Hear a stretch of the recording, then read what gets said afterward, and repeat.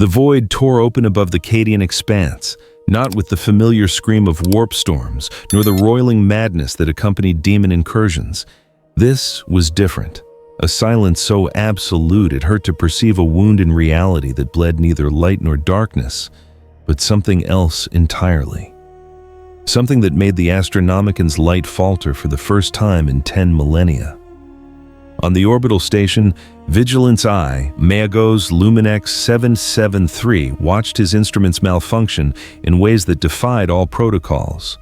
The sensors registered energy readings that cycled between infinite and zero, oscillating faster than even augmetic cognition could process. His mechadendrites twitched with involuntary spasms as corrupt data flooded his neural interfaces. "Omnissiah, preserve us," he whispered through Vox Grill, the binary cant failing him for the first time in 47 years of service. This should not exist. The tear hung in the void, like a sick joke, roughly circular, approximately 40 meters in diameter. Through its center, something moved, a sphere of light the color of cotton candy, rotating slowly, pulsing with rhythms that had no mathematical correlation to any known waveform. Inquisitor Callan Var of the Ordo Malleus arrived within the hour, his black ship translating from the warp with predatory precision. He stood before the viewing port, ceramite-clad and unyielding, his augmetic eye cycling through spectra that mortal vision could never comprehend. "Warp signature," he demanded. "Zero, my lord," responded Acolyte Vex, his voice tight with controlled fear. "Psionic resonance 0, demonic taint 0. It registers on none of our sanctified instruments." Impossible. Var's gauntleted fist clenched.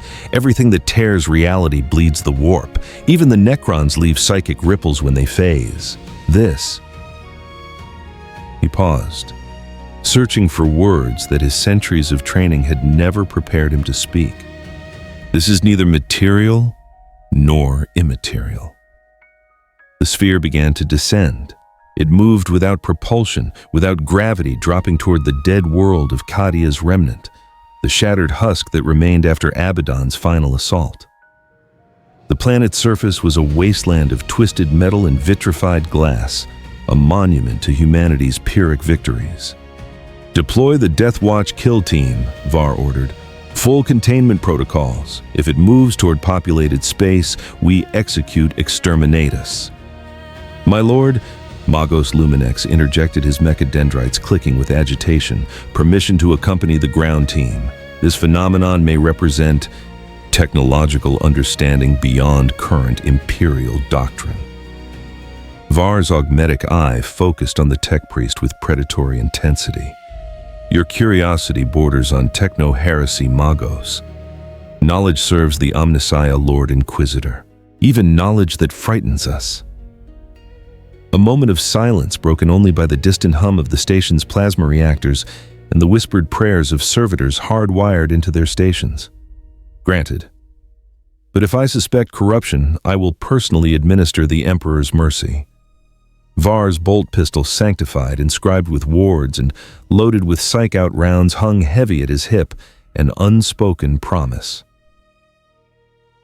The Thunderhawk gunship descended through Kadia's poisoned atmosphere, its engines roaring defiance against the ash-choked winds. Inside, 6 Space Marines of the Death Watch sat in absolute stillness, their black armor a statement of grim purpose. Each was a veteran of their chapter, seconded to the Ordo Xenos for the honor of hunting the galaxy's most dangerous prey. Brother Captain Theron, formerly of the Ultramarines, checked his Stormbolter for the 47th time. Next to him, Brother Kravik of the Space Wolves sharpened his combat knife with slow, methodical strokes that sang like a funeral dirge. "What do your spirits tell you, Wolf?" Theron asked, his voice a rumble of ceramite-filtered authority. Kravik paused mid-stroke. "They say nothing, Brother Captain. The warp is mute, like standing in a forest where every animal has fled before a storm. Ominous. Aye, whatever waits below, even the demons fear it." Magos Luminex, strapped into the troop bay with maglocks, ran preliminary scans through his Auspex array. The readings made no sense, temperature fluctuations that violated thermodynamics. gravitational anomalies that suggested localized space-time curvature, yet without the mass required to generate such effects. The Thunderhawk's cogitator spirit chimed an alert. They were 30 seconds from touchdown. "In the Emperor's name," Theron intoned, and his brothers responded with practiced litany, "We bring death." The gunship's landing claws bit into vitrified soil with a hydraulic hiss. The assault ramp dropped and the kill team deployed with fluid precision, a ballet of controlled lethality honed by centuries of warfare across 1,000 battlefields. The sphere sat in the center of a perfectly circular crater 43 meters from the landing site. It had stopped glowing, now appearing as a simple pink orb, smooth and featureless, roughly 3 meters in diameter. Steam rose from the ground where it rested, the rocks beneath it, liquefied by contact with something beyond temperature. Magos Luminex's auspex shrieked with conflicting data. "Blessed machine spirits struggled to comprehend," he reported, his voice crackling with static. "Matter state indeterminate, energy readings oscillating between dormant and active beyond measurement capability. Recommend extreme caution." The sphere cracked, not with violence but with the casual ease of an egg hatching. The surface split along invisible seams, and pink light spilled forth, not painful to look at, but wrong in a way that made human hindbrains scream warnings about predators in the dark. Something small emerged. It stood perhaps 4 feet tall, humanoid in shape, but alien in every proportion. Skin the color of bubblegum, smooth and unblemished. A head that tapered to a point with 2 holes, where eyes might be not empty but filled with something that swallowed light rather than reflecting it. And atop its head, a single antenna-like protrusion that twitched with curious movements, sampling the air like a serpent's tongue. The creature looked at the assembled kill team with its lightless voids. Then it smiled, a wide, innocent grin that showed teeth like polished pearls. "Boo," it said, voice high-pitched and cheerful, the sound carrying across the dead planet with unnatural clarity. "Choi." Brother Kravik's enhanced hearing picked up something beneath the words, a subsonic rumble that made his primary heart skip a beat. "Captain, that's not low Gothic. That's not any language in my cogitator's database." "Doesn't matter." Theron raised his stormbolter, targeting reticule locked on the creature's center mass. "In the name of the God Emperor of mankind, identify yourself or be destroyed." The creature Buu tilted its head with bird-like curiosity. It raised one 3-fingered hand and waved. Then it giggled. The sound was wrong. Not evil, not malicious, that would have been understandable, familiar even. This was the laughter of a child discovering a new toy, innocent and delighted and utterly devoid of any comprehension that its new toys were living beings with thoughts and fears and souls. "Open fire," Theron commanded. The kill team's weapons spoke as one. Stormbolters roared their mass-reactive shells, creating a curtain of explosive fury. Kravik's plasma pistol added superheated death to the barrage. The combined firepower was sufficient to vaporize a carnifex, to reduce a demon prince to screaming vapor. The shells stopped 3 feet from the creature, hanging in the air as if frozen in amber. Then they simply fell, clattered to the ground like dropped toys, their propellant spent, their explosive cores inert. Buu looked at the smoking bullets with interest, picked one up, squeezed it between his fingers until the ceramite casing crumpled like wet paper. Then he looked back at the Marines and smiled wider. "Vui," he said. "Fun." Magos Luminex's mechadendrite spasmed uncontrollably as his instruments registered impossible readings. Energy field detected. Classification unknown. Mechanism impossible. Threat level undefined. Recommendation: immediate evacuation. Buu raised his antenna. A beam of pink light thin as a hair shot forth and touched Brother Kravik. The space wolf had time for one breath, one moment to register the sensation of his molecular structure being rewritten before his 2.5-meter frame of gene-enhanced super soldier transformed. Where Brother Kravik had stood, a large piece of hard candy now sat wrapped in glossy paper that bore no manufacturer's mark. Inside the candy, Kravik's consciousness remained intact for 3 horrifying seconds. Aware of what had happened, unable to scream before the neural patterns that defined his identity dissolved into crystallized sugar. "Ngan," Buu said, picking up the candy. He unwrapped it with the careful attention of a child and popped it into his mouth. crunched it between those pearl-white teeth, savoring the taste. The kill team froze. Not from fear, Space Marines knew no fear, but from the tactical paralysis of encountering something so far outside doctrine that their centuries of combat experience provided no reference point. Theron's Vox crackled to life. "This is Inquisitor Var. Pull back immediately. I am authorizing orbital bombardment, full yield, danger close." Buu looked up at the sky as if he could hear the transmission. As if he could sense the battleship's weapons cycling to full power, the plasma batteries charging the cyclonic torpedoes being armed with warheads that could crack a planet's crust. He giggled again. Then he jumped. Not with augmetics or jump pack thrust, but with simple muscular force that defied every law of physics that propelled his small frame skyward at velocities that turned the air around him into a cone of superheated plasma.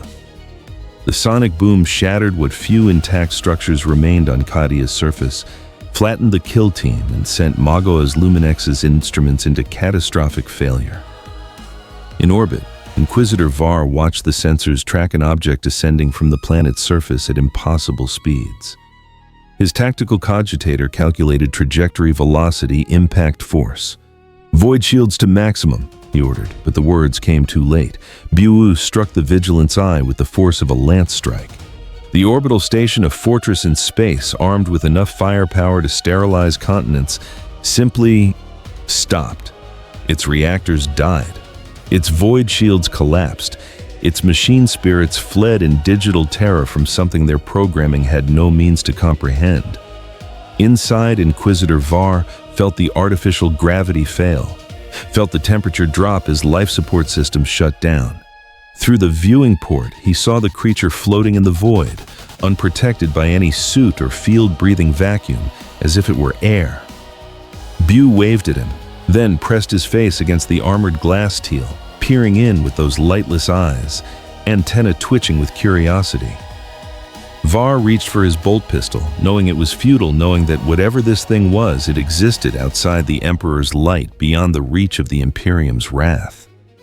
Buu pulled back from the window, held up one finger, smiled, and in that moment, Inquisitor Kalin Var, who had fought demon princes, who had faced down chaos warlords, who had stared into the eye of madness and remained unbroken, understood with absolute certainty that he was looking at the end of everything.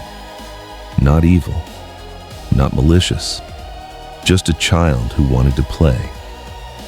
The last transmission from the Vigilant's eye reached Terra 3 weeks later, carried by the dying whispers of the Astronomicon through routes that should have been impossible to traverse. It contained only 7 words recorded in Inquisitor Var's voice, speaking with the calm of a man who had moved beyond fear into the clarity of absolute doom. "It has no soul. Emperor, preserve us." Then static, then silence, then the galaxy began to laugh. High Command's naval log for Segmentum Obscurus recorded the event with the highest priority classification, Exterminatus level threat in the Cadian expanse. High Command received Inquisitor Var's final transmission at 0300 hours Terran Standard. By 0315, the entire Cadian expanse had been placed under quarantine absolute. By 0400, 3 battle groups of the Imperial Navy were en route, their orders simple and unambiguous: sterilize everything. But bureaucracy, even motivated by existential dread, moved slower than catastrophe. The creature called Buu had already moved on. Sergeant Hadron of the 117th Cadian Shock Troops had survived the fall of Cadia. He had watched his homeworld break in half, had seen the sky split open and bleed. Madness had held the line when demons walked the earth wearing the faces of his dead comrades. He thought he had seen the worst the galaxy could offer. He was wrong.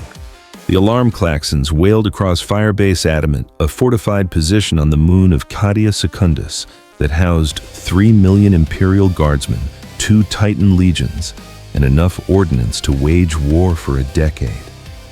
The Firebase existed for a single purpose: to prevent anything that crawled from Cadia's corpse from spreading further into the Imperium. "Contact!" shouted Trooper Vess from his position on the perimeter wall, his voice cracking with an edge that Hadron had never heard before. Not fear, Cadians didn't break that easily, but confusion. Southeast quadrant, single target, small signature. The sentence ended in a wet crunch. Hadron sprinted to the wall, his hellgun at the ready, his company following in practice formation. What he saw made his augmetic eyes stutter with processing errors.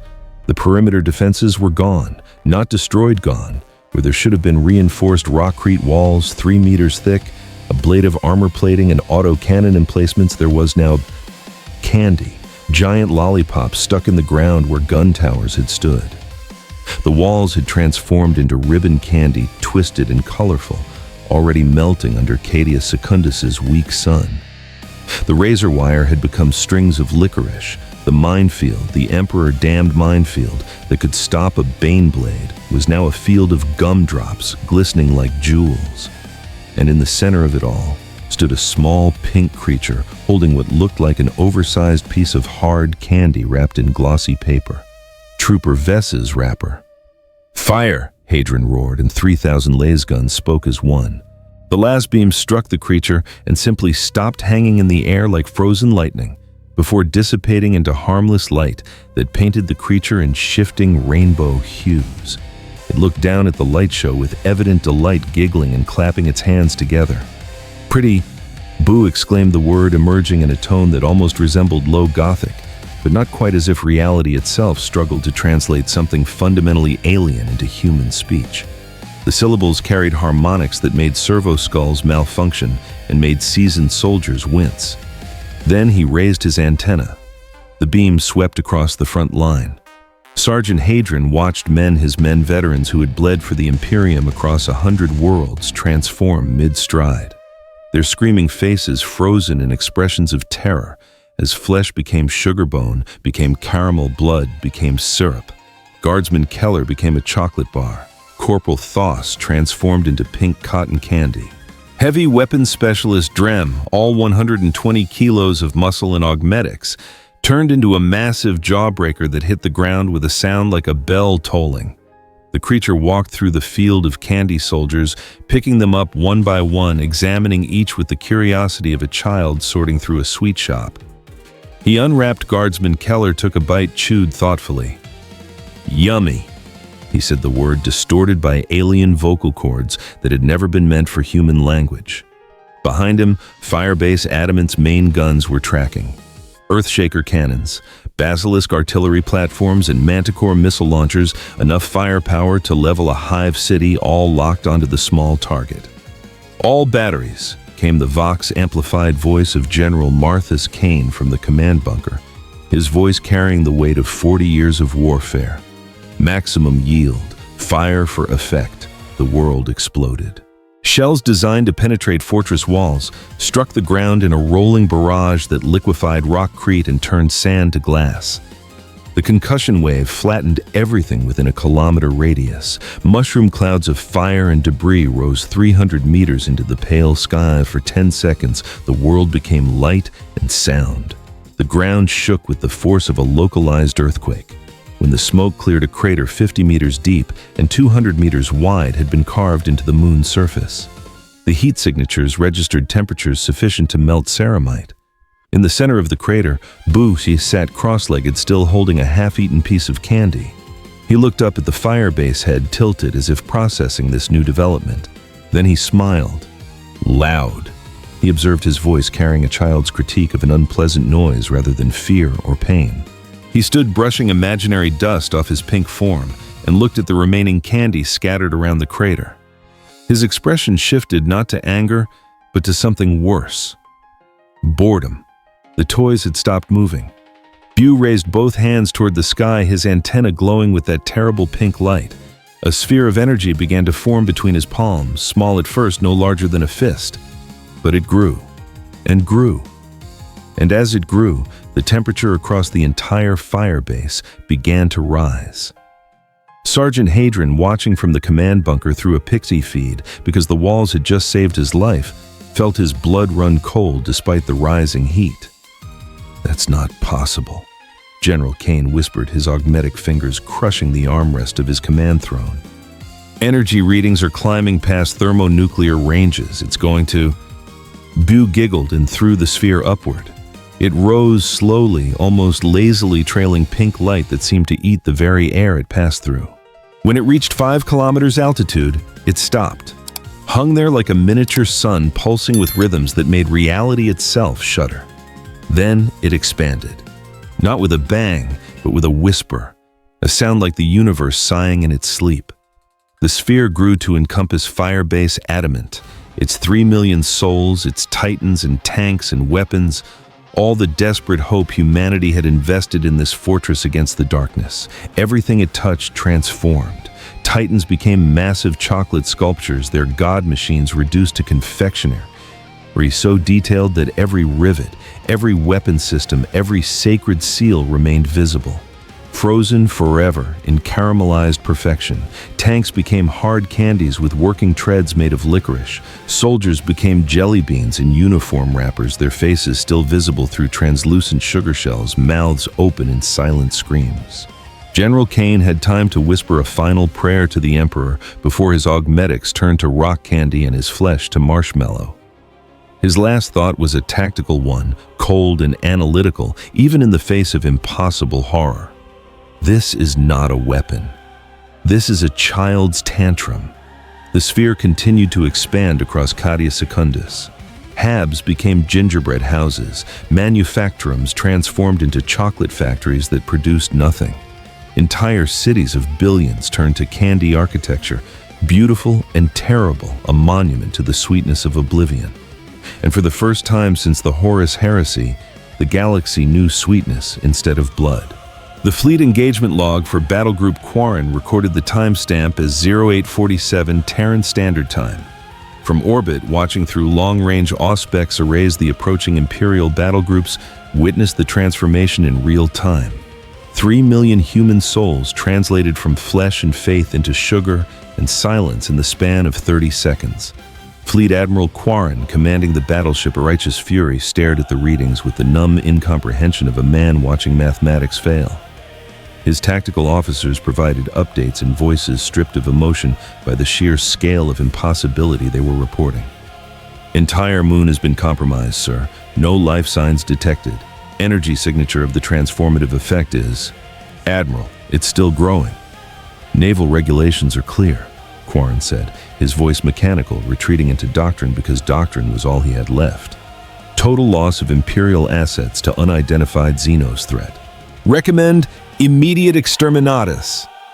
His fleet was already in position. Cyclonic torpedoes loaded targeting solutions, calculated prayers to the Emperor muttered by ratings who tried not to think about the fact that they were about to murder a world made of candy. In the Emperor's name, Quarren began the ritual authorization. I hereby order the creature appeared on his command deck. No shimmer of teleportation, no warp displacement, no technology that any crewman could identify. One moment there was empty air beside the Admiral's command throne. The next, a small pink figure stood there, head tilted, examining the Admiral with those lightless voids it had instead of eyes. Again, Buu asked the words, somehow both innocent and terrible, like a child requesting one more game before bedtime, unaware that the game was genocide. Admiral Quarren was a veteran of the Gothic War, had commanded ships in the Damocles Gulf, had faced down chaos fleets, and lived to tell the tale. He didn't hesitate. His hand went to his plasma pistol, drew it with the speed of decades of drill fired at point-blank range. The superheated bolt struck Buu's chest and splashed off like water hitting stone. Droplets of plasma scattered across the command deck, melting through consoles and crew with equal indifference. Buu looked down at his chest, then at the Admiral. His smile widened. The antenna glowed. The transformation took 12 seconds. 12 seconds for the Righteous Fury, a Retribution-class battleship 8 kilometers of Imperial wrath, given physical form to become the largest piece of candy ever created by human or Xenos hands. The crew, all 20,000 souls, became sprinkles decorating its surface, their frozen faces still visible, their prayers to the Emperor becoming prayers to silence. The other ships in the battle group watched in paralyzed horror as the flagship slowly tumbled through space. A sugar sculpture of impossible size, catching the light of Cadia's distant sun and refracting it into 1,000 rainbow fragments. Captain Theros of the strike cruiser Indomitable Will was the first to break the shock. "All ships," he transmitted across the fleet Vox, his voice steady despite the tremor in his hands. "Scatter formation, maximum burn. Do not attempt to engage. Repeat, do not engage. Transmit this to High Command. The anomaly possesses reality-altering capabilities beyond any recorded Xenos technology. It is not vulnerable to conventional weapons. It is..." Buu appeared on his bridge. "Fun." The creature exclaimed, his voice carrying the simple joy of a child who had just discovered his favorite game, and giggled as the Indomitable Will and 14 other ships transformed into a flotilla of candy vessels drifting through the void in formation, a fleet that would never sail again. In the crystal cathedrals of Cadia Secundus, now made of sponge sugar instead of stained glass, in the silence where 3 million voices had once raised prayers to the God Emperor, a single sound echoed, a child's laughter, pure and delighted, exploring his new toy with innocent wonder. He had made the entire moon into a feast, and now, like any child after eating too much candy, he was looking around to see what else he might play with. Somewhere deep within the candy moon, a machine spirit tried to pray and melted mid-syllable. Above the moon, in the wreckage of the Imperial fleet, a single surviving shuttle carrying a wounded astro-telepathic relay operator managed to complete one final transmission before the creature noticed it and turned it into a licorice ship. To Terra, to the Inquisition, to anyone who still draws breath in the Emperor's light, do not send soldiers, do not send ships, do not engage. It does not kill out of malice.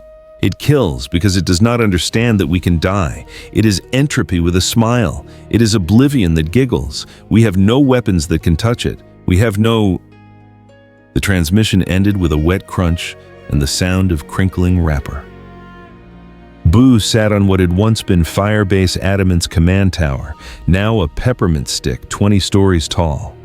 He swung his legs like a child on a too-high chair, looking out at the candy moon he had created, looked up at the stars beyond, at the thousands of lights that represented millions of worlds, billions of souls, all of them potential toys, all of them waiting to be played with. He clapped his hands together in delight. "Next," he said the word, carrying the eager anticipation of a child moving to the next page of a picture book, unaware that each page represented the death of worlds. And in that moment, as the last echoes of 3 million souls' screams faded into the sugary silence, the Imperium of man learned a terrible truth. There are things in the universe worse than hatred, worse than evil, worse than chaos itself. There is joy without comprehension. There is play without mercy. There is a child who does not know that his toys can break. Behind him, across the surface of Cadia Secundus, the candy began to melt. From the Inquisitorial Archive. Level Omega Clearance Reference, VAR 7749 Psi. The last entry of Inquisitor Kalen VAR was recovered from a corrupted data cache. It read, "There are forces in the galaxy beyond human comprehension. We have names for them. Demon Xenos Abomination. But what do we call something that exists outside nomenclature itself? What litany do we recite when prayer fails? What faith remains when even the gods grow silent?" The warp stirred. In the Imperium, that realm of souls and nightmares where emotion became reality and madness wore crowns, something unprecedented occurred. The eternal tempest of the warp which had raged since consciousness first learned to fear faltered. It was not calm. Calm would have been comprehensible. It was absence. A void where no void should exist. A silence that screamed. An emptiness that somehow occupied space without displacing anything, like a hole punched through the fabric of unreality itself. The four great powers noticed. In the brass citadel of Khorne, concurrent with the incursion into the warp, the blood god prepared for war. The blood god sat upon his throne of skulls, each bone a testament to violence perfected, each crack a prayer written in marrow. Around him, the endless legions of his demon hosts waged war against themselves, because war was their only truth, their only purpose, their only joy. But now the battle song faltered. Bloodletters stopped mid-strike, their hellblades frozen in arcs of crimson light. Fleshhounds ceased their howling. Even the brass throne itself, that monument to 8 million years of slaughter, ceased its grinding, crushing, eternal consumption of the fallen. Khorne rose. He was rage incarnate, violence given form and purpose. When he moved, reality bled. When he spoke, worlds trembled. He had existed since the first murder would exist until the last death, and had never felt what he felt now. Confusion. His realm was bleeding. Not the glorious scarlet of Battletide, but something else, something wrong, where his demons had been harvesting souls from the Imperium, feeding him the exquisite anguish of warriors dying in glorious combat. There was now nothing. Not peace. Peace implied the absence of conflict, and that he could understand, could corrupt, could shatter. This was erasure. Whole sectors of real space had simply stopped feeding the warp. Millions of soul soldiers, civilians, even the desperate prayers of the dying had vanished mid-scream, cut off not by death which would have delivered them to him or his siblings, but by something that left no psychic residue whatsoever. "Where is my blood?" Khorne bellowed. His voice shattered 10,000 demon forges and melted brass fortresses into lakes of molten rage.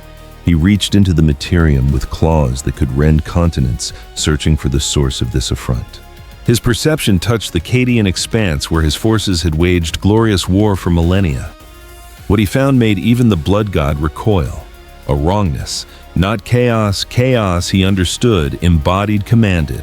Not order was the enemy, the lie, that civilization told itself, the temporary dam before the inevitable flood of violence.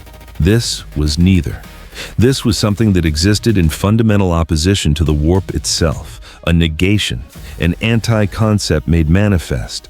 Khorne saw the candy moon, saw 3 million souls transformed into sugar sculpture, their deaths registering no violence, no rage, no final defiance, just conversion, alchemy, playful transmutation. "Kill it," Khorne commanded, and 1 billion demons howled in ecstatic agreement. Through the crystalline labyrinth of Tzeentch, impossible futures collapsed. The architect of fate sat within his impossible library, where every book contained every possible future, and every shelf led to contradictory destinations simultaneously.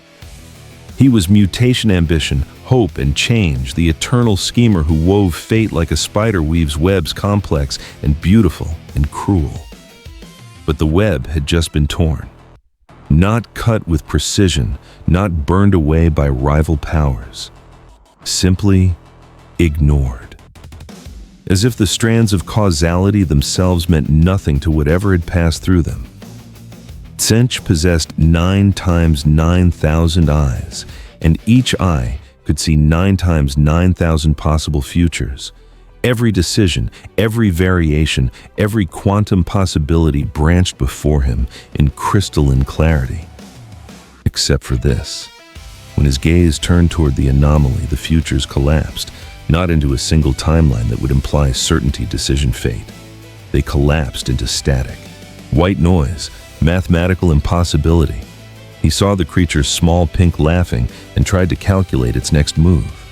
His precognitive powers, which had predicted the Horus heresy 10,000 years before the first chaplain turned traitor, failed completely. The creature would destroy a world. The creature would not destroy a world. The creature would transcend reality. The creature would eat candy. All futures existed simultaneously, and none existed at all. Fascinating. Tzeentch murmured, his voice, the sound of probability collapsing into paradox. A variable that exists outside the great equation. He reached into the Imperium with tendrils of pure change, seeking to understand, to manipulate, to know this anomaly. Knowledge was power, and power was his domain. The tendrils touched the creature's energy signature and burned, not with fire or pain, but with meaninglessness. Tzeentch's essence, built upon complexity and cunning, recoiled from something so fundamentally simple that it defied analysis. The creature wasn't hiding its thoughts. It had no thoughts complex enough to hide. It wasn't planning. It had no concept of causality to plan with. It was pure id, action without reason. cause without contemplation of effect. For the first time since the fall of the Eldar, the Changer of Ways felt something he had not felt in eons: uncertainty. "We must observe further," he said to his chamberlain, a lord of change whose 9 eyes wept colors that had no names. "Deploy the 1,000 suns. Let them study this anomaly. Let them—" The future he was describing suddenly ceased to exist. In its place, a vision of his demons transformed into rainbow-colored taffy, still screaming equations of change as they melted. Tzeentch dismissed the vision, calculated alternatives, sent demon princes, rewrote reality. Each attempt ended the same way: candy. Always candy. "Unacceptable," the Lord of Change whispered, and for the first time in his eternal existence, his whisper carried not cunning, but concern. In the Garden of Nurgle, decay was accelerating beyond even Grandfather's control. Grandfather Nurgle sat in his cauldron, stirring the eternal soup of plague and entropy, humming a song of beautiful decay. Around him, his garden bloomed with the most exquisite diseases, viruses that sang bacteria, that danced parasites, that wrote poetry in the flesh of their hosts. Life and death in perfect cycle. Rot becoming rebirth, suffering becoming acceptance, despair becoming comfort. But now his garden was shrinking. Not dying, death was part of his domain, beautiful and necessary. Shrinking, vanishing. Whole plagues that he had nurtured for millennia, carefully cultivated to bring the perfect balance of suffering and surrender, had simply stopped spreading.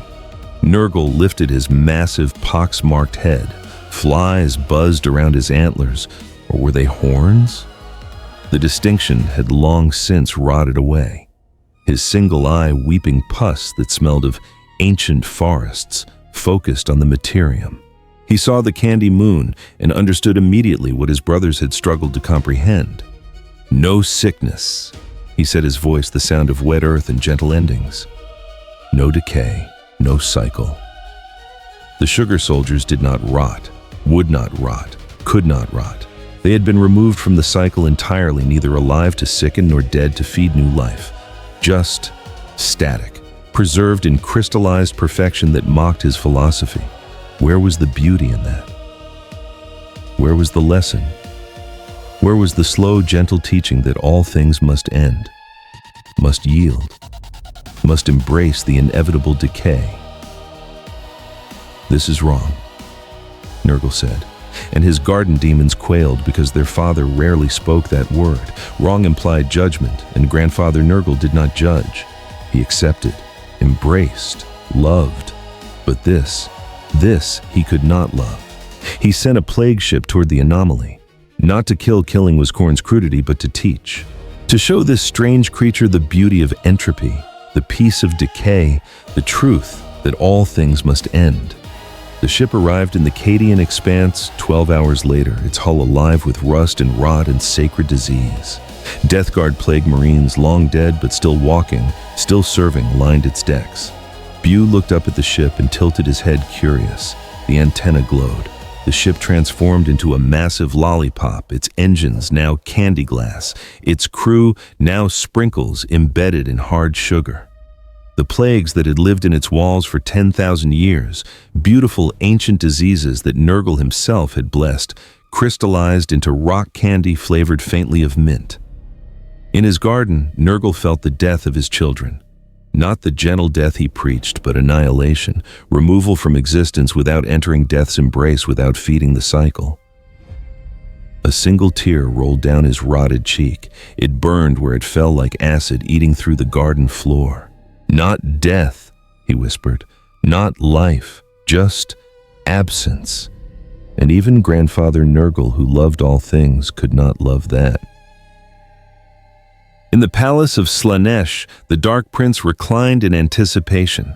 The Prince of Pleasure reclined on a throne of screaming faces, each one frozen in the perfect moment between agony and ecstasy. Around the throne, demonettes danced the dance of dark Eldar souls, beautiful and terrible, and endlessly creative in their torments. Slaanesh was youngest of the four, born from the fall, fed by excess and sensation, and the desperate pursuit of feeling anything in a universe grown numb. every sensation, every experience, every moment of intensity, these were prayers to the Dark Prince. But now, Slaanesh felt something new, something unprecedented. The prince sat up 6 perfect arms, gesturing for silence, and the eternal orgy of sensation paused. What, Slaanesh purred the word, dripping with anticipation, is that the Dark Prince's senses could feel pleasure and pain across the galaxy, could taste the moment a space marine broke his vows, could savor the instant an artist went mad, could drink deep the sensation of a civilization surrendering to hedonism. But this creature, this Buu, radiated something that made even Slaanesh shiver with dark delight, pure, unfiltered, joy, not the sophisticated pleasure of excess carefully cultivated, not the refined sensation of experience pushed to impossible extremes, but simple, innocent, absolute happiness. The joy of a child who had never known sorrow, never learned restraint, never been taught that actions had consequences. It was the most perverse thing Slaanesh had ever encountered. "I must have it," the Dark Prince whispered, and 10,000 demonettes moaned in sympathy. Slaanesh reached out with tendrils of temptation, of seduction, of promises that could make even the most disciplined soul weep with desire. Offered the creature everything. Endless pleasure, infinite sensation. The universe is a playground with no rules, no restrictions, no limits. Buu looked at the tendrils of warp stuff that writhed with promises of impossible delights, and giggled, reached out with one small hand and grabbed them. Slaanesh felt the touch and screamed, not in pain, but in overload of sensation. The creature's joy was so pure, so absolute, so utterly without complexity or nuance, that it was like drinking molten gold, overwhelming, burning, too much even for the Prince of Excess, the Dark. Prince yanked back the tendrils, snapping like overstressed cables. What kind of pleasure has no pain? Slaanesh whispered, genuinely confused for the first time since birth. What kind of joy needs no sorrow to define it? The creature below, playing with the candy moon like a child with a snow globe, provided no answer. It simply was, and in its being it mocked everything Slaanesh represented. Because how could you corrupt innocence that didn't understand corruption existed? How could you tempt someone who already had everything they wanted? How could you offer sensation to something that felt only one emotion, and felt it so completely that nothing else could ever compare? Slaanesh withdrew, shuddering with something that might have been revulsion, or might have been desire, or might have been both. "It is beautiful," the Dark Prince admitted, "and I hate it." The Great Convocation began an event unprecedented in the history of chaos itself. For the first time since the War in Heaven, the 4 chaos gods paused their eternal struggle and turned their attention to a single point. Not in cooperation, they could never cooperate, their very natures antithetical to unity, but in recognition. In the spaces between spaces where even the warp grew thin and reality became negotiable, the 4 powers spoke horn. It takes without violence, Teach. It changes without purpose, Nurgle. It ends without death, Slaanesh. It delights without complexity, a moment of silence in the Imperium, a pause in the eternal scream of tortured souls. For the span of a mortal breath, the Imperium remembered how to be quiet. Then in unison a realization, it does not belong to us. And beneath that realization, buried deep in the consciousness of entities that had existed since thought first learned to hate and hope and hunger, fear. Not the fear they inspired in mortals, not the fear they cultivated in their enemies, but the fear of the incomprehensible, the fear of something that existed so far outside their paradigm that even their infinite malice could not touch it. They had fought the Satan and survived, had endured the Emperor's onslaught and adapted, had turned the Eldar's own excess against them, had corrupted Horus himself. But this was something new, something that smiled while it killed, that destroyed without malice, that took without hunger. In the Imperium, Buu finished eating a piece of candy that had once been a lord of change.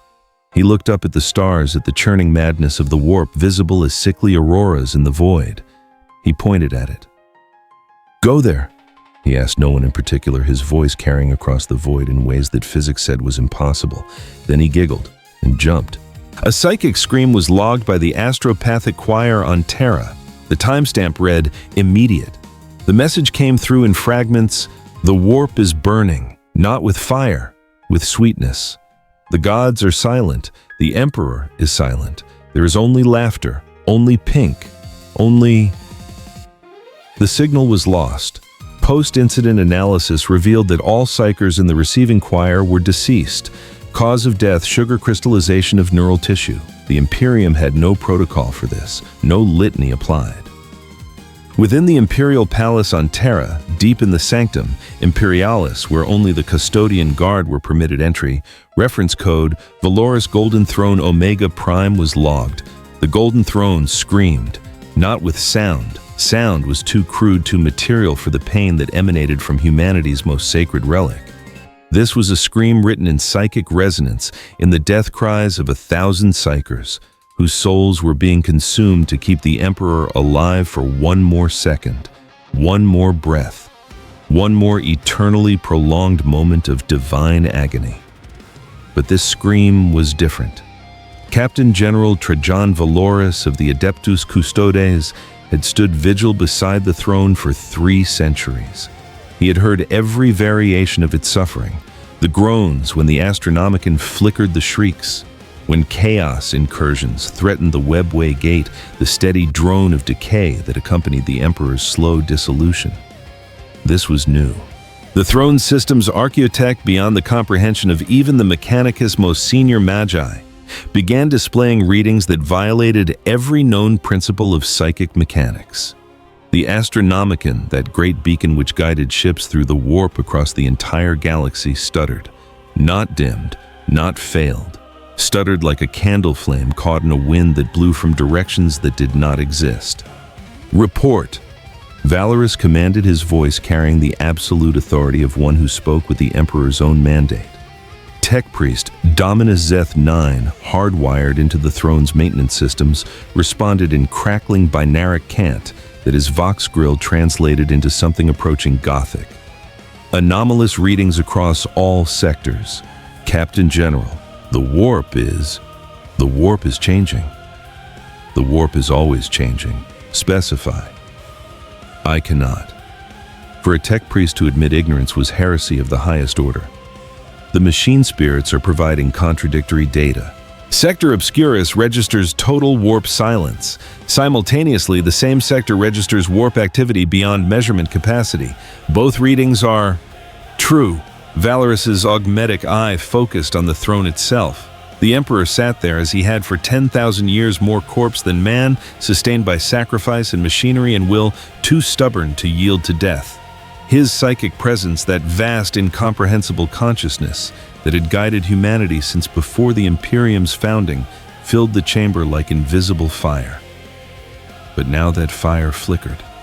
"Wake the astropathic choir," Valorous ordered. "Maximum strength. I need to know what's happening in the Cadian expanse." In the astropathic relay chamber on sub-level Tertius of Terra, reference code Choir Terra Alpha 9000 was activated. 9,000 psychers sat in concentric circles within the relay chamber, their minds linked by psychic resonance and pain-dampening drugs. Each one had sacrificed their eyes in the Emperor's service, had soul-bound themselves to him, had become living conduits for messages that spanned the stars. Choir Mistress Caladri, eldest of the assembly, raised her withered hands. "Brothers and sisters in service to the Golden Throne, we are called to pierce the veil. Fix your thoughts upon the Cadian expanse. Seek the source of the disturbance. In the Emperor's name." The choir reached out as 9,000 minds merging into a single psychic scream that punched through the warp like a lance through flesh, and touched something that should not exist. The sensation was immediate and catastrophic. Where there should have been the familiar chaos of the warp, the screaming, the temptation, the constant assault of demonic presences, there was instead a void, not empty, but absent. A hole in reality that giggled. Caladri felt her mind brush against the anomaly and recoiled in horror. It was joy. pure, undiluted, absolute joy. The happiness of a child who had never known pain, never learned fear, never been taught that the universe could hurt. It was so fundamentally wrong that her psychic defenses, honed through decades of fending off demon whispers, simply failed to engage. Because how do you defend against something that means no harm? How do you shield yourself from innocence weaponized? "Pull back!" she screamed aloud, her physical voice cracking with strain. "Break the link, in the Emperor's name, break." The anomaly noticed them. Across 9,000 psychic connections, Buu's attention turned toward Terra like a child noticing ants on the ground. Not malicious, not cruel, simply curious. He smiled. The effect was instantaneous. Psychers in the outer rings began to convulse their enhanced nervous systems, unable to process the contradiction of what they were experiencing. Blood poured from empty eye sockets. Mouths opened in screams that emerged as giggles, high-pitched, childish wrong. Caladri watched in horror as Brother Malicus, who had served the choir for 60 years, began to crystallize. His skin took on a translucent quality, hardening into something that resembled glass but tasted sweet. The transformation spread through his body like frost across a window, beautiful, terrible, inexorable. "Emperor, preserve us," she whispered, and felt her own flesh beginning to change. The sugar spread through the choir in waves. Psychers became candy sculptures, still screaming, still conscious, their souls trapped in bodies that could no longer move, could no longer breathe, could only experience the horror of awareness without agency. In 90 seconds, 9,000 of the Imperium's most powerful psychers had been transformed into the largest collection of psychic sugar crystal ever created. The last sound from the chamber was not a scream. It was laughter, childish, delighted, echoing. Then even the laughter learned to be quiet. In the Sanctum Imperialis, 40 seconds after the choir's dissolution, events began to cascade. Valorous felt the astropathic choir die through his connection to the palace's defensive systems. Felt 9,000 souls simply stop. Not severed, not consumed by chaos, not lost to the warp, changed. "Seal the chamber," he ordered, his voice iron despite the ice spreading through his enhanced metabolism. "Total quarantine, no one enters or leaves. Alert the Inquisition and wake." The golden throne blazed with light, not the dull red glow of machinery barely functioning, but brilliance, white gold radiance that had not emanated from the throne since the heresy's end. Every tech priest in the chamber fell to their knees, mechadendrites sparking with overload. Servitors froze mid-motion, their limited cognition unable to process the surge of power. Captain General Valoris, who had been gene-crafted to stand in the presence of the divine, who had fought demon princes and lived, who feared nothing, that walked or crawled or flew, Valoris fell to one knee, because the Emperor was waking. Within the golden throne itself, a consciousness that had dreamed for 10 millennia began to stir. Pain. For 10,000 years, pain had been his existence. The pain of holding shut the gate to the webway, of preventing demon hordes from flooding Terra. The pain of sustaining the Astronomicon, burning 1,000 psychers daily to keep the light lit. The pain of his slowly decaying body kept alive by machinery that was simultaneously salvation and torture. The Emperor of mankind had long since ceased to think in human terms. His consciousness had expanded across the warp itself, becoming something vast and terrible and necessary. He was the bulwark against chaos, the hope of humanity given divine form, the lie that must be true because the truth was too terrible to bear. But now something else was in his domain. The Emperor's awareness, which normally struggled to maintain coherence across the vastness of the Imperium, snapped into sudden, terrible focus. He perceived the anomaly in the Cadian expanse with senses that transcended normal reality. What he saw defied comprehension. A creature, small, pink, radiating energy that registered as neither warp nor materium, but something that existed in the cracks between existence itself. It had no soul, not in any sense that the Emperor understood soul to mean. No psychic presence, no connection to chaos or order or any force that shaped reality. It simply was. and in its being, it unmade everything it touched. The Emperor reached out with his vast psychic might power that could shatter demon princes and burn away plagues with a thought.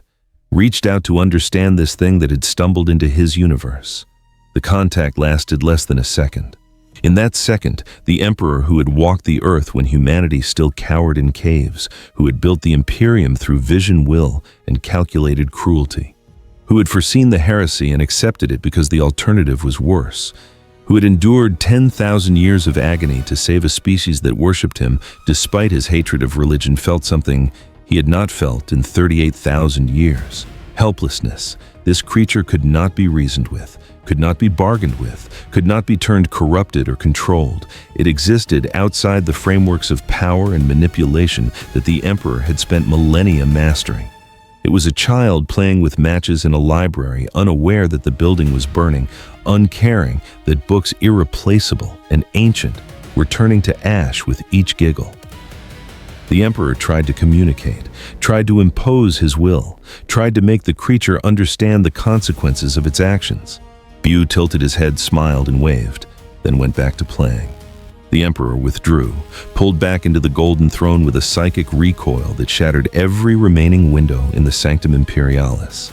Pulled back into his prison life support torture device with the terrible knowledge that there were some things even he could not fix.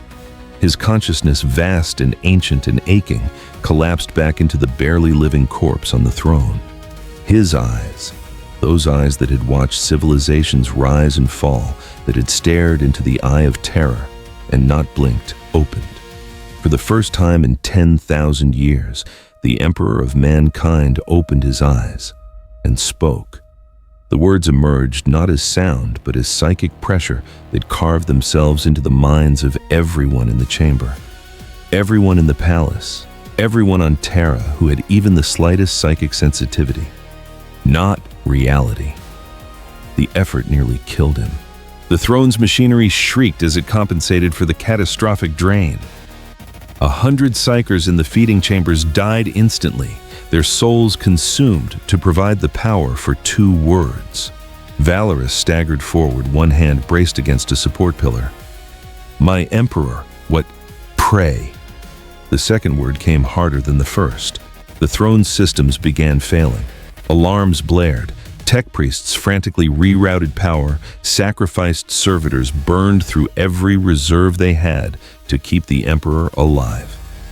Valorous understood, and in understanding felt his enhanced hearts clench with dread. Not reality. The creature was not of reality, not of this universe, not of any universe that obeyed the rules the Emperor had spent millennia learning to manipulate. "What do we do?" Valorous asked, knowing the answer even as he spoke. The Emperor's eyes began to close. The effort of waking, of speaking, had nearly undone 10,000 years of preservation. His consciousness was already fracturing, spreading back across the Astronomicon, returning to the eternal half-death that sustained humanity's light in the darkness. No litany applied. No scripture fit the shape of this fear. The Emperor's eyes closed. The light faded from the throne. The machinery returned to its steady, grinding rhythm of decay and defiance. Captain General Trajan Valoris stood in the Sanctum Imperialis, surrounded by the Imperium's most sacred space, and felt the weight of that single word settle onto his shoulders like a shroud. Pray. The Emperor, who had spent his entire existence fighting against religion, who had built the Imperium on reason and science and the rejection of superstition, was telling them to pray.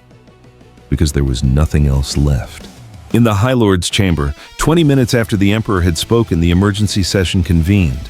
The governing body of the Imperium of Man assembled in emergency session for the first time in 3 centuries.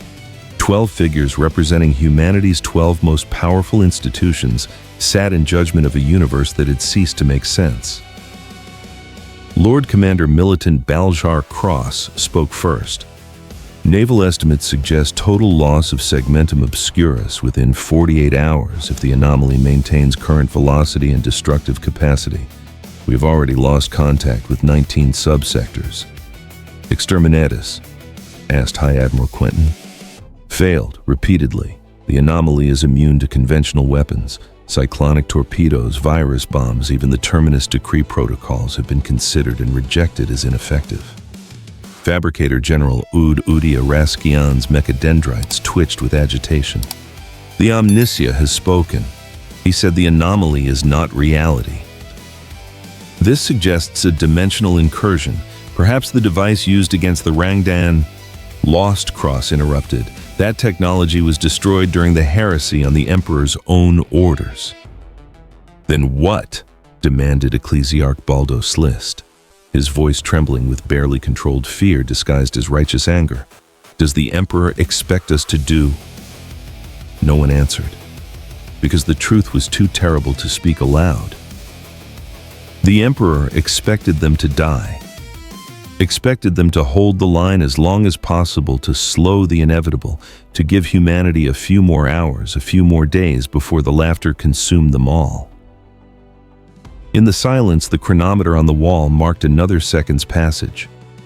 Somewhere in the Cadian expanse, the creature called Buu finished eating a candy that had once been a world, looked toward the galactic core, toward the brilliant light of Terra that even Xenos could perceive, and smiled. Bright, he said, pointing at the distant glow of the Astronomicon. Go there next.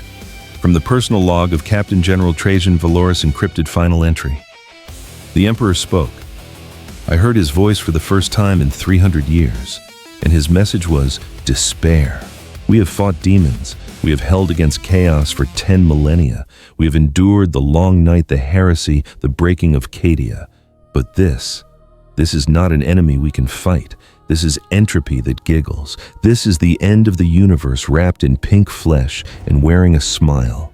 And we have been commanded to pray. So I will pray. Not to the Emperor, for he has no more power to offer. Not to the Omnissiah, for the machine spirits flee before this thing.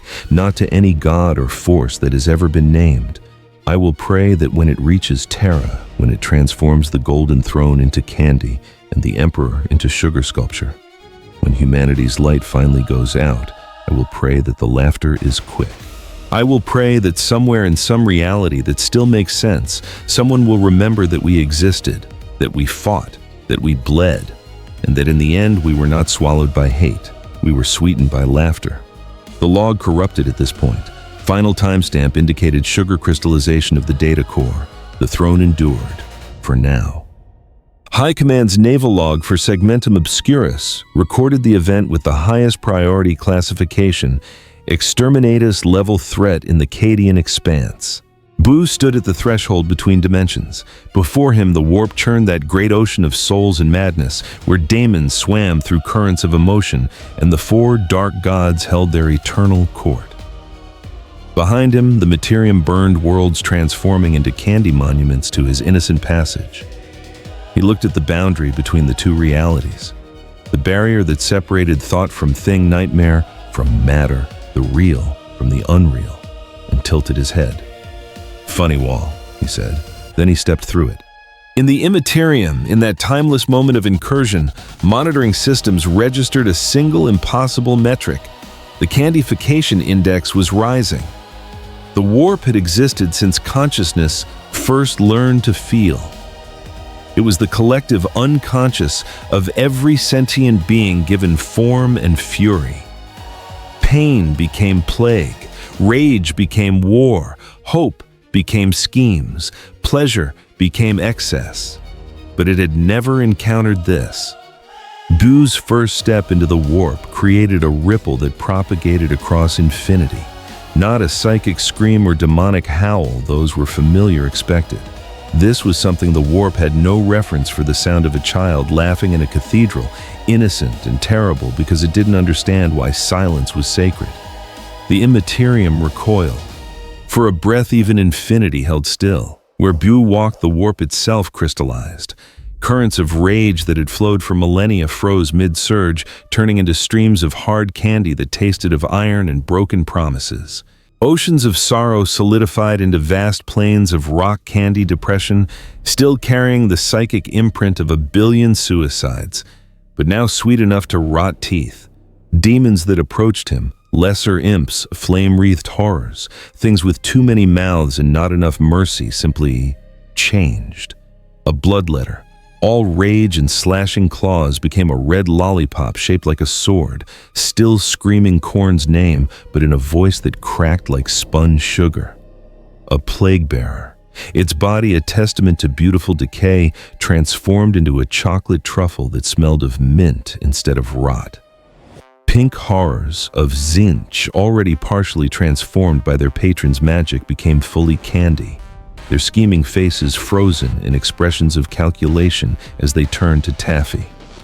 Buu picked up a demon that had been a Demonet Slaanesh's servant of excess, now a piece of strawberry candy shaped like a dancer.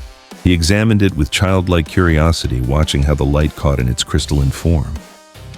"Pretty," he said, and ate it. The warp screamed, not metaphorically.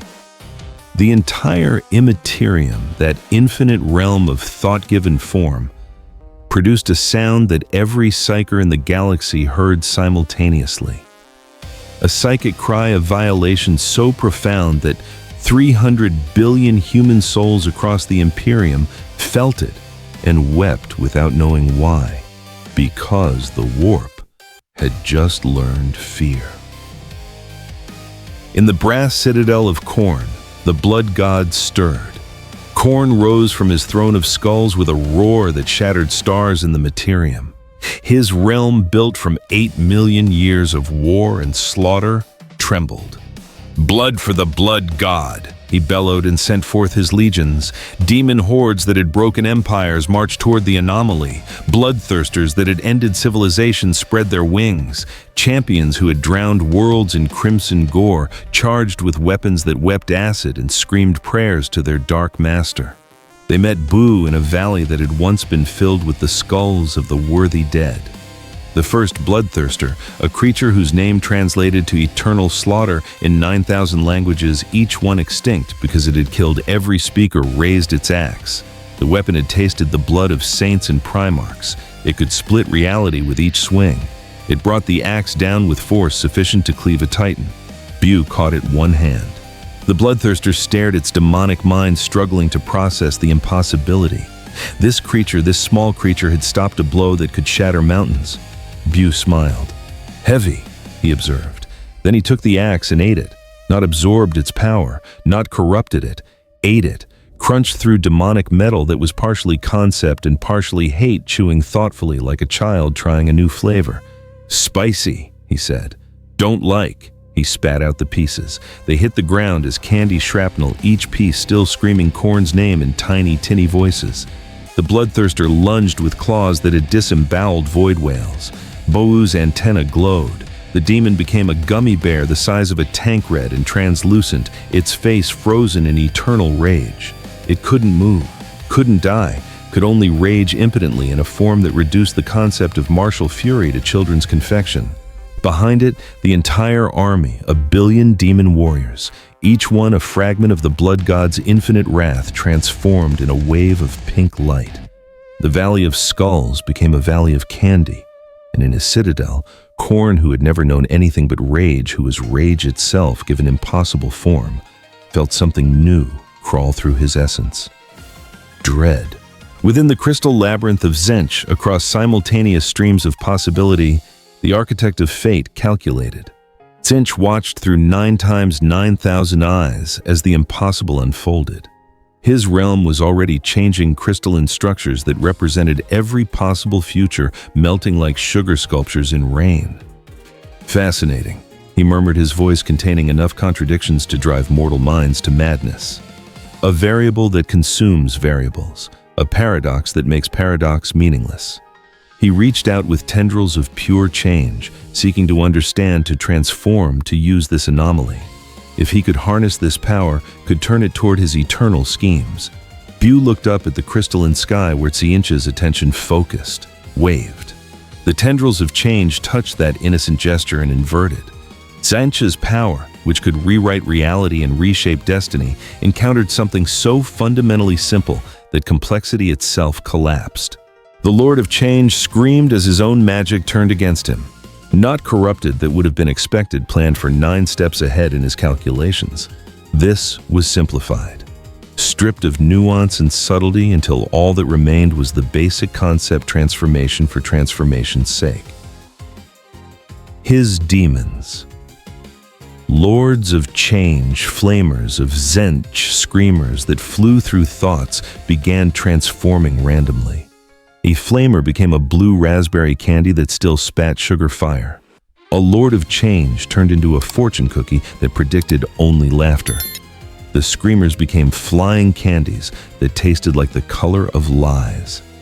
Unacceptable, Zench hissed. I'm the master of transformation. I'm change itself given. Buu giggled and threw a ball of energy at the crystalline sky. It struck Zinch's realm and simplified it. The infinite complexity of the crystal labyrinth, which contained every possible timeline, every quantum variation, every might have been and could still be, collapsed into a single straightforward truth. Everything becomes candy. Zench fled deeper into his own realm, abandoning the outer reaches to the spreading sweetness. And for the first time since he had plotted the Horus heresy, the architect of fate had no plan, no scheme, no calculation that ended in anything but pink laughter.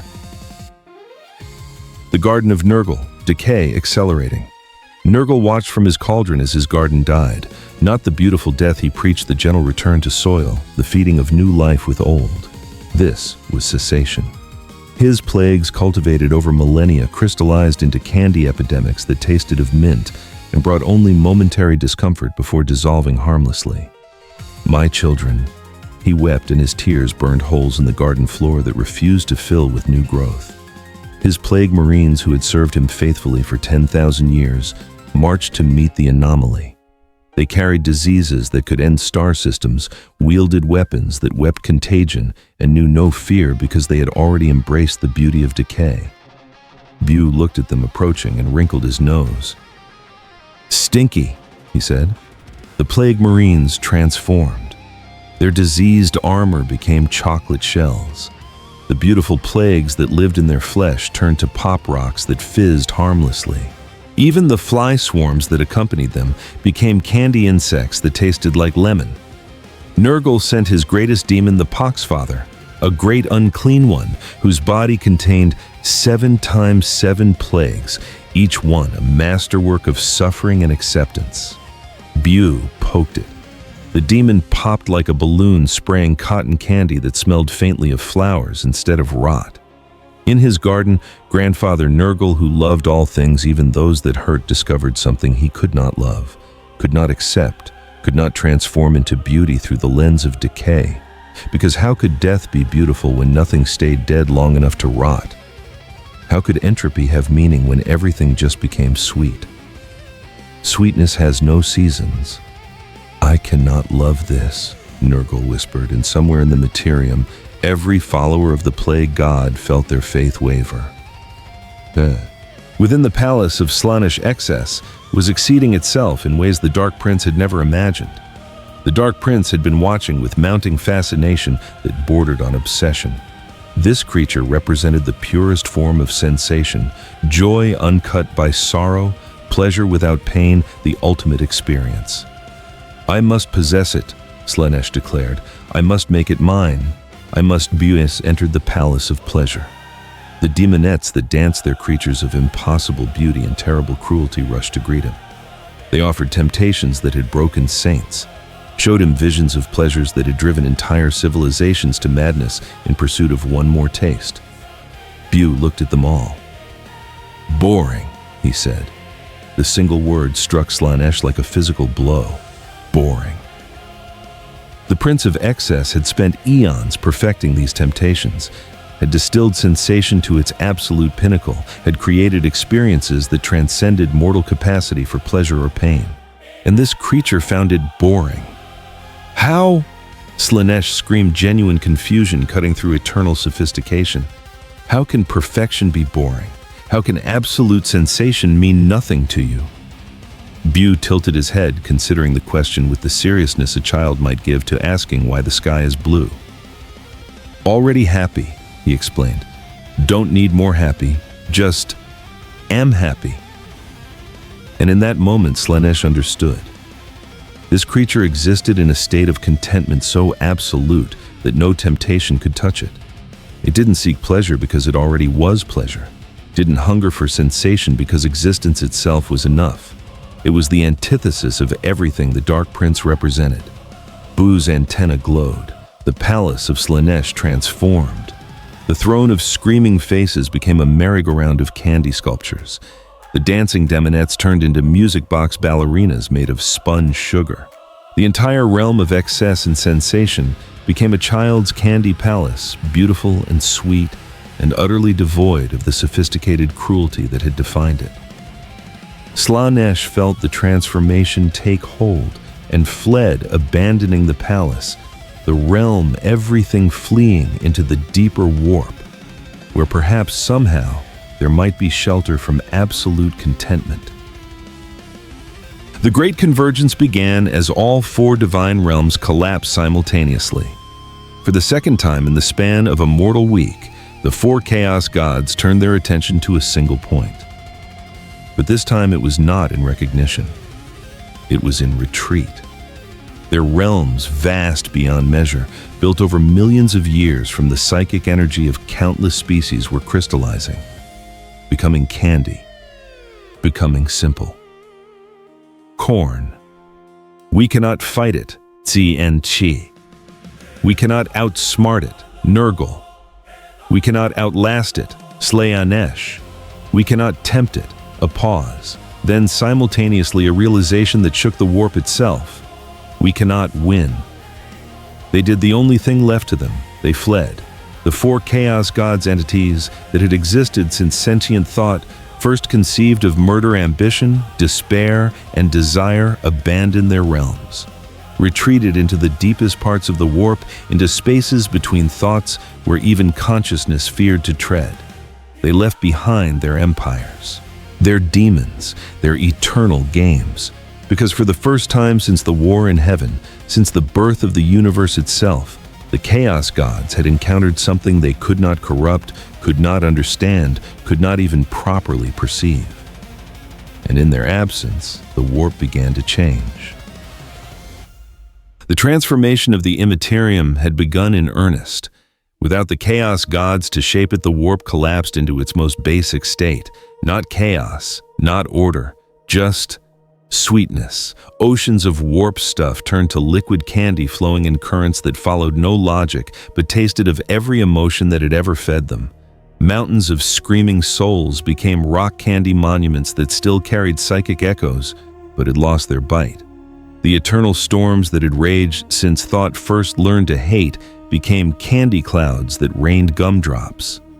Demons that had been left behind found themselves transformed but not destroyed. A keeper of secrets became a chocolate unicorn. Plague drones turned into candy beetles. Horrors of Sintish became jawbreakers that changed color but kept their scheming nature. And in the center of it all, Buu sat on what had once been the border between the four chaos realms that contested space, where gods had waged war for eternity. He looked around at the candy warp he had created, smiled. "Pretty," he said. "All pretty now."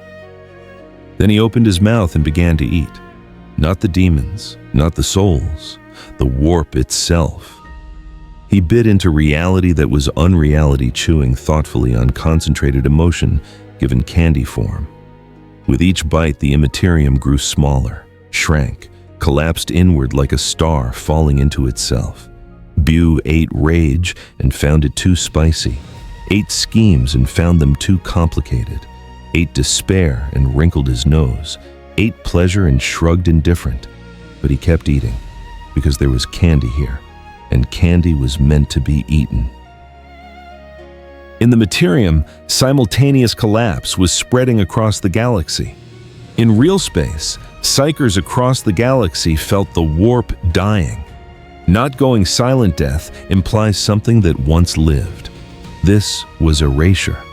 The realm that had allowed faster-than-light travel, that had enabled psychic powers that had been the foundation of human civilization for 15,000 years. Vanishing. One bite at a time.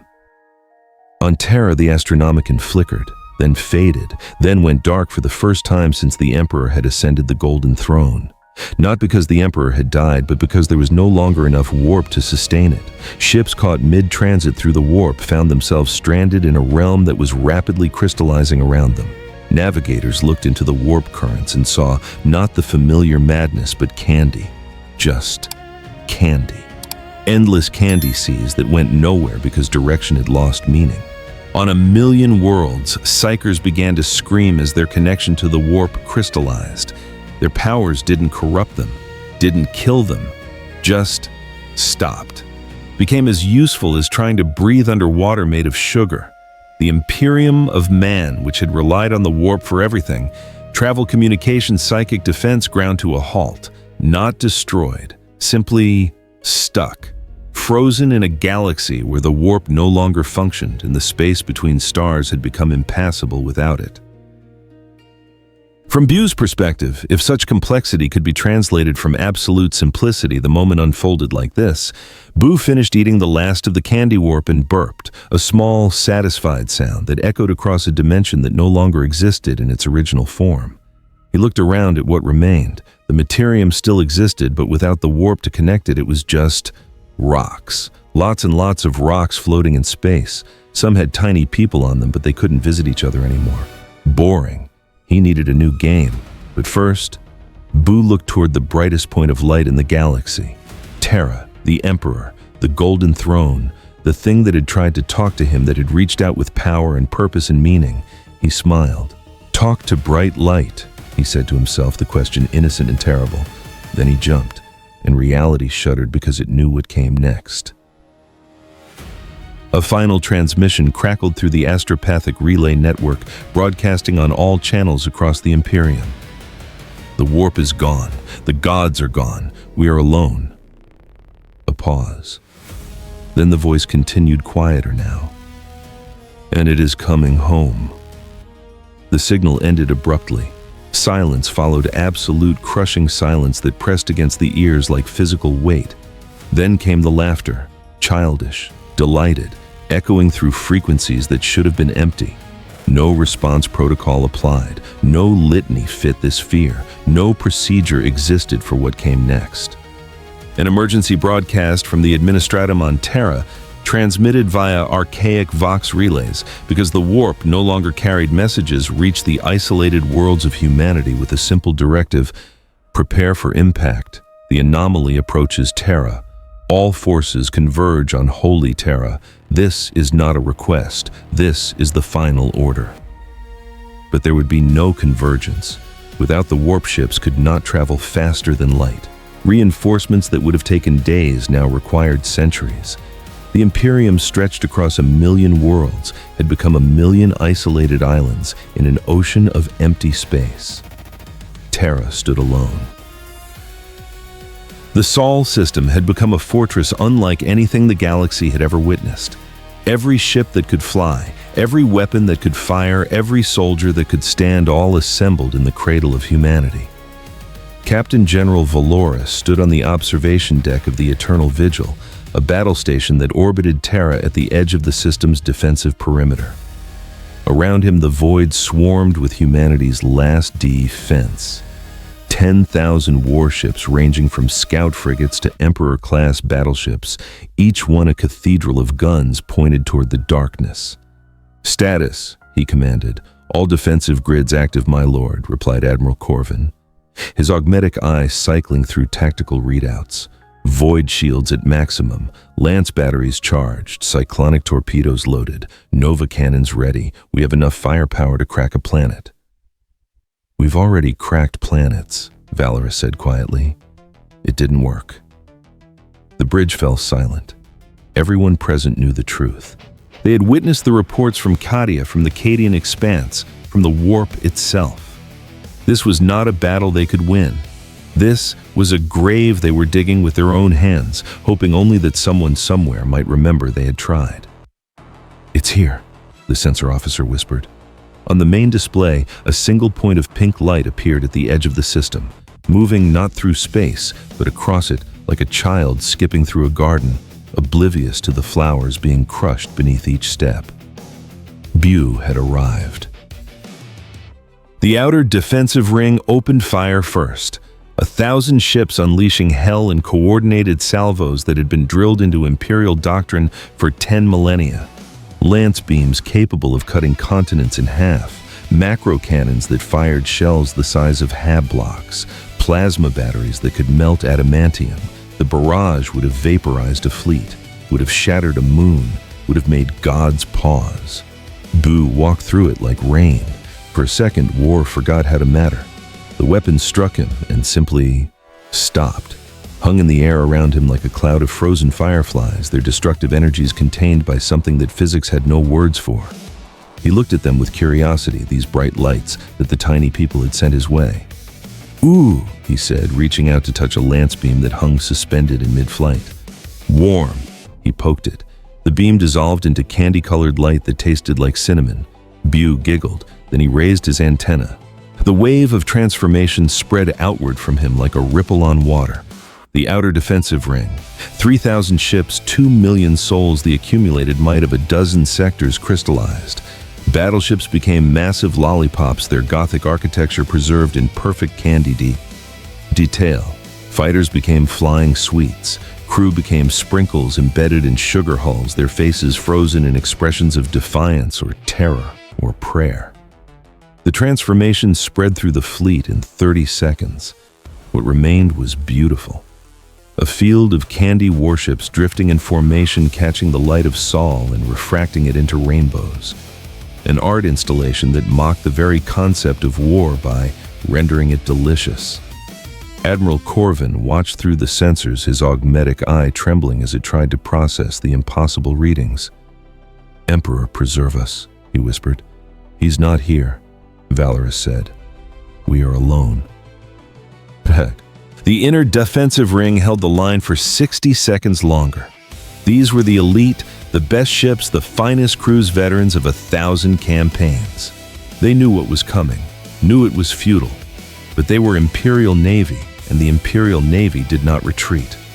"For the Emperor!" Admiral Wrath bellowed from the bridge of the Dominus Eternum, and his fleet charged. Not away from the threat, but toward it. If they were to die, they would die with weapons firing and prayers on their lips, as humanity had always died when faced with extinction, stubbornly, furiously refusing to go quietly into the dark. Their sacrifice bought Terra exactly 93 seconds. Buu watched the ships come at him with the fascination of a child watching ants march. They were so determined, so angry, so small. He tilted his head, wondering why they kept trying to hurt him when it clearly wasn't working. Maybe they were playing a game. He decided to play back. His antenna glowed. This time, instead of transforming the ships, he simply stopped them, froze them mid-flight as if they had been caught in amber made of air. Thousands of warships' momentum arrested, hanging in space like toys on invisible strings. Inside the ships, crews felt gravity fail, felt their weapons go silent, felt the terrible understanding that they were no longer in control of anything, not even their own deaths. Buu floated up to the nearest battleship, the Dominus Eternum, and pressed his face against the viewport, peering inside. Admiral Wrath stared back at him, his enhanced physiology barely keeping him conscious as primal terror warred with duty. He had fought chaos warlords, had stared into the eye of terror, had commanded battles against odds that would have broken lesser men. But this was a child's face, curious, innocent, absolutely devoid of malice, and that made it so much worse. Buu waved. Wrath raised his bolt pistol with trembling hands and fired point blank through the reinforced glass teal. The bolt round stopped an inch from Buu's face, spinning slowly in the void. Buu caught it, examined it like a shiny pebble, then ate it. "Crunchy," he said, his voice somehow audible through vacuum and ship hull. "Too much metal." He flicked the Dominus Eternum with one finger. The 8-kilometer battleship, hundreds of thousands of tons of adamantium and fury, spun away like a toy, tumbling end over end until it crashed into 3 other capital ships. The resulting collision created a debris field of twisted metal and escaping atmosphere. Buu frowned. The toys broke too easily. He transformed the entire inner defensive ring into candy. Better that way. At least candy didn't break and leak. On Terra, in the Sanctum Imperialis. Captain General Valoris stood before the golden throne. The Emperor sat silent, his eyes closed. His consciousness spread too thin across the dying galaxy to offer guidance. The Astronomicon was dark. The warp was gone. The Imperium was falling. And Valoris had no more orders to give. "My Emperor," he said quietly, knowing there would be no answer, "I have failed you. The defenses have fallen. The anomaly approaches Terra itself. In your name, I have marshaled every weapon, every soldier, every prayer. It was not enough." The throne sat silent. Valoris drew his guardian spear. "Then I will meet it at the gates, not with hope of victory, but because it is what must be done. Because we are the Emperor's chosen, and we do not yield." He turned to leave to make his final stand on the walls of the Imperial Palace. The golden throne pulsed once, not with power, not with divine radiance, just a single weak pulse of recognition, of acknowledgement, of farewell. Once, like a tired eyelid remembering how to blink, Valoris understood. The Emperor was not abandoning them. He was simply unable to help, trapped in a prison of his own, sustaining a light that no longer reached through the warp, keeping shut a gate to a webway that no longer mattered. The Emperor of mankind, architect of the Imperium, master of humanity, the greatest psyker who had ever lived, was as helpless as any mortal in the face of what approached. Valoris saluted the throne one final time and left to die. Buu reached Terra's orbit and paused. Below him, the cradle of humanity spread out in all its scarred glory. Terra was barely recognizable as the Earth that had once been continents buried under Hive City's oceans, evaporated millennia ago, the sky a permanent haze of pollution and prayer. But it was still beautiful to Buu. It glowed with millions of little lights, moved with the energy of billions of lives, hummed with purpose and meaning that he didn't understand but found fascinating nonetheless. He wanted to play with it. But something caught his attention first, a bright spot at the center of the main continent, a light that wasn't like the others, deeper, older, struggling, the golden throne. Buu descended toward it like a meteor wrapped in pink fire, his passage through Terra's atmosphere, leaving trails of candy clouds that rained gumdrops on the hives below. He landed in the courtyard of the Imperial Palace, cratering the sacred ground that had been walked by saints and sinners for 10,000 years.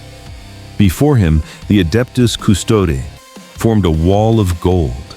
10,000 warriors, gene-crafted to be superior to even space marines, each one worth 100 normal soldiers, each one armed with weapons that had slain demon princes and traitor primarchs, each one willing to die to protect the Emperor. Captain General Trajan Valoris stood at their center, his guardian spear gleaming in the strange light that Buu emanated. "In the Emperor's name," Valoris said, his voice carrying across the courtyard with absolute authority, "you will proceed no further." Buu looked at the golden warriors, tilted his head. "Shiny, he said. Then he started walking toward the palace. The custodes charged. They were the best humanity had ever created, faster than thought, stronger than steel. Their spears could pierce reality itself. Their shields could turn aside blows from gods. They moved with perfect coordination, 10,000 warriors attacking as one, a golden tide of martial perfection that had never known defeat.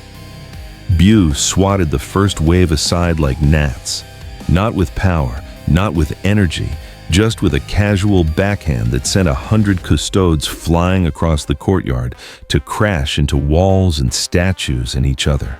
The others pressed forward undeterred. Spears stabbed toward Buu from every angle. Guardian spears that had tasted demon blood that were blessed by the Emperor himself, that carried the weight of 10 millennia of righteous fury. They bounced off Buu's skin with soft plink sounds like children's toys. Buu giggled at the ticklish sensation. Valoris roared and leaped his guardian spear, aimed at Buu's heart with all the strength and skill that 3 centuries of service had perfected. Buu caught the spear, held it, looked at Valoris with those lightless eyes that held no malice, no anger, no understanding of what any of this meant. Why angry? Buu asked, genuinely curious. Valoris, suspended in midair by Buu's grip on his weapon, stared into those eyes and felt something inside him break. Not his body, not his training, his hope. Because how do you fight something that doesn't understand the concept of fighting? How do you protect against innocence? Buu's antenna glowed. The transformation was instant.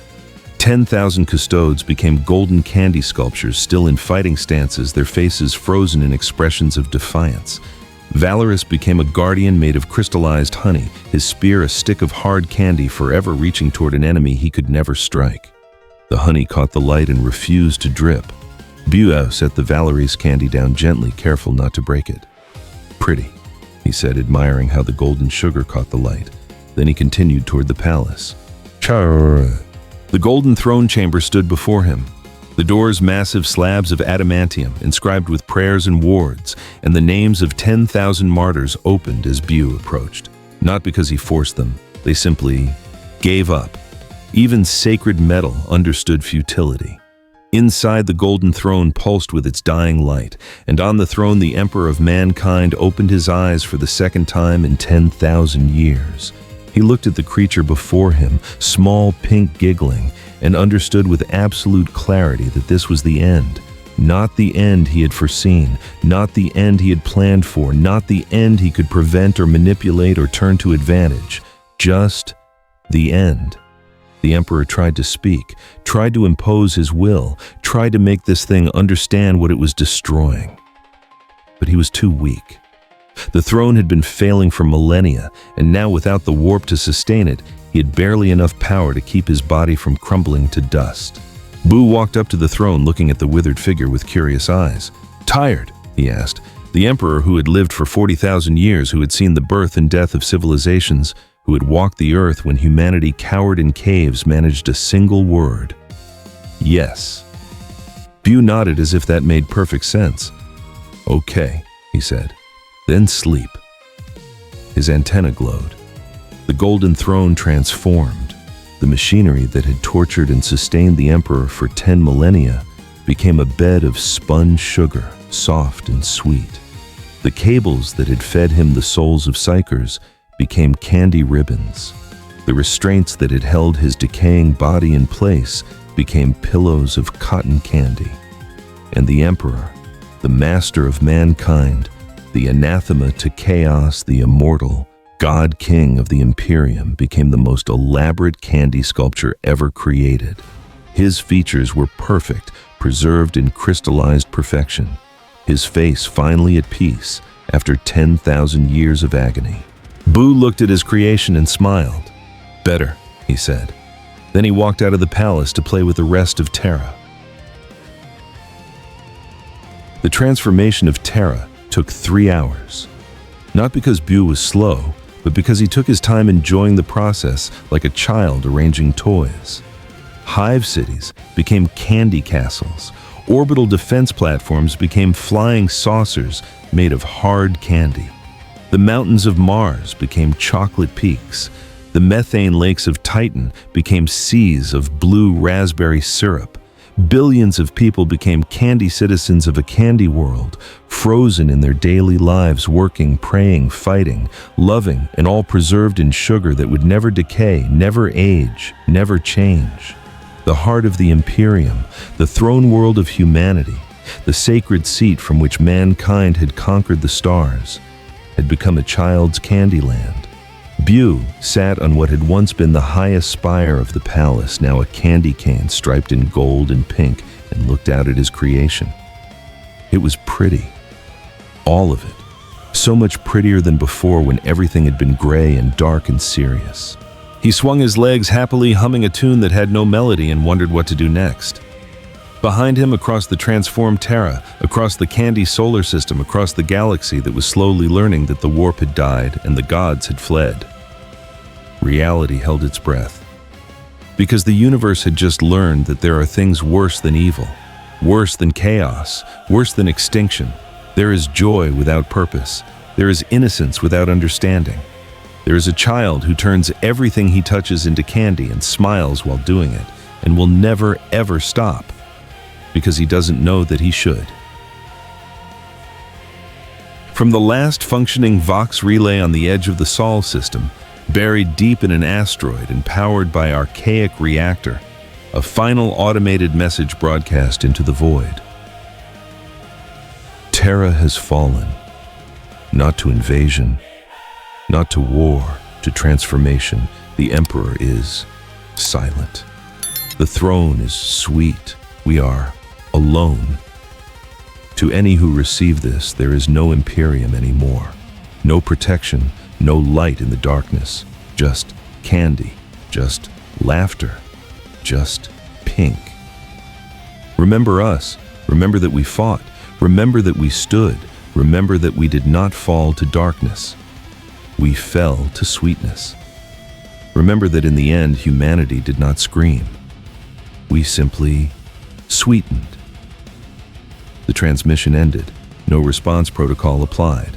And in the silence that followed across a galaxy of isolated worlds, across 1,000,000 planets that would never see Terra again, across the scattered remnants of humanity's greatest empire, the laughter began to spread. From Buu's perspective, if such complexity could be translated from absolute simplicity, the galaxy was boring now. He had played with the shiny people, had turned their big toys into candy, had made everything pretty and sweet, but now they didn't move anymore, didn't make noise, didn't do anything interesting, just sat there frozen and quiet, boring. He waited for the galaxy to argue with him. It didn't. Buu stood on the candy spire that had once been the tallest point on Terra and looked up at the stars. So many lights out there. So many places he hadn't visited yet. So many things that might be more fun than the quiet candy world beneath him. He pointed at a bright star in the distance. "Go there," he said to himself, and jumped. Reality shuddered as Buu moved through the void between worlds. He didn't travel the way ships traveled. Not by physics, not by light, not by rules. He simply moved. From one place to another. Distance meant nothing. Time meant nothing. The space between stars was just empty playground he could skip across. Behind him, Terra remained frozen in its candy perfection. The Sol system hung silent in the void, a monument to humanity's last stand rendered in sugar and syrup. The galactic core still burned with ancient light. The spiral arms still turned with stellar majesty. But the warp was gone. The gods had fled. And now, the child was loose among the stars.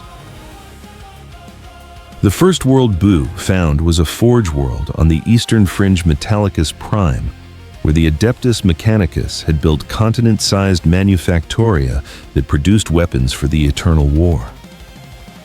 When Buu arrived, the tech priests were still trying to understand what had happened. The warp had vanished. Terra had gone silent. The Astronomicon, that guiding light they had relied upon for 15,000 years, had simply ceased to exist. But their forges still burned. Their machines still functioned. Their faith in the Omnitia remained unshaken. Fabricator Locum Zon 12 stood in the central cathedral forge surrounded by chattering tech priests and servitors, attempting to formulate a response to the catastrophe. They would survive this. They would adapt. They were the Mechanicus. They had outlasted the Age of Strife. They would outlast this. Then a pink light appeared in the sky. Zon 12's augmetic sensors detected at first an energy signature that registered as both infinite and zero, both present and absent, both real and impossible. His logic engine struggled to process the contradiction circuits, sparking with the effort. Object approaching, he intoned in Binaric Kant. Classification unknown, threat level undefined, recommendation. Buu landed in the middle of the cathedral forge with a sound like a child's giggle, amplified through 1 billion speakers. The tech priests stopped mid-prayer. Servitors froze mid-task. Even the eternal forges seemed to hold their breath. Buu looked around at the machines, the metal, the sacred geometries of the Omnissiah's design. He wrinkled his nose. "Smells funny," he said. Then his antenna glowed. The The transformation of Metallicus Prime took 17 minutes. Every forge became a candy factory that produced nothing. Every servitor became a gingerbread automaton still moving, but now harmless and sweet. Every tech priest became a chocolate sculpture. Their mechadendrites turned to licorice vines, their augmetics to hard candy components.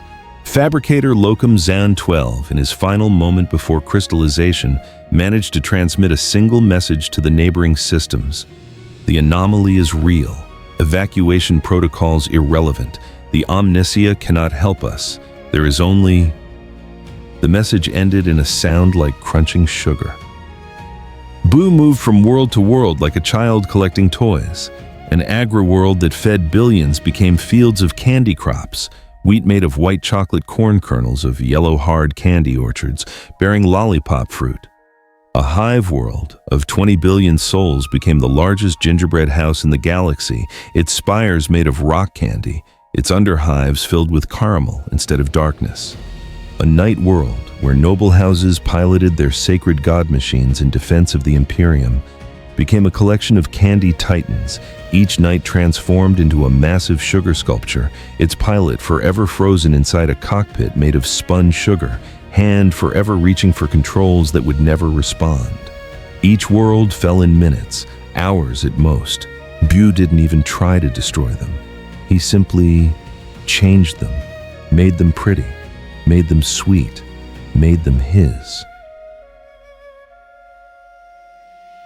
On the far side of the galaxy, on a world called Krieg, where 10 billion souls lived in underground hives and worshipped the Emperor through endless penance for ancient sins, the remaining Imperium tried to mount one final response.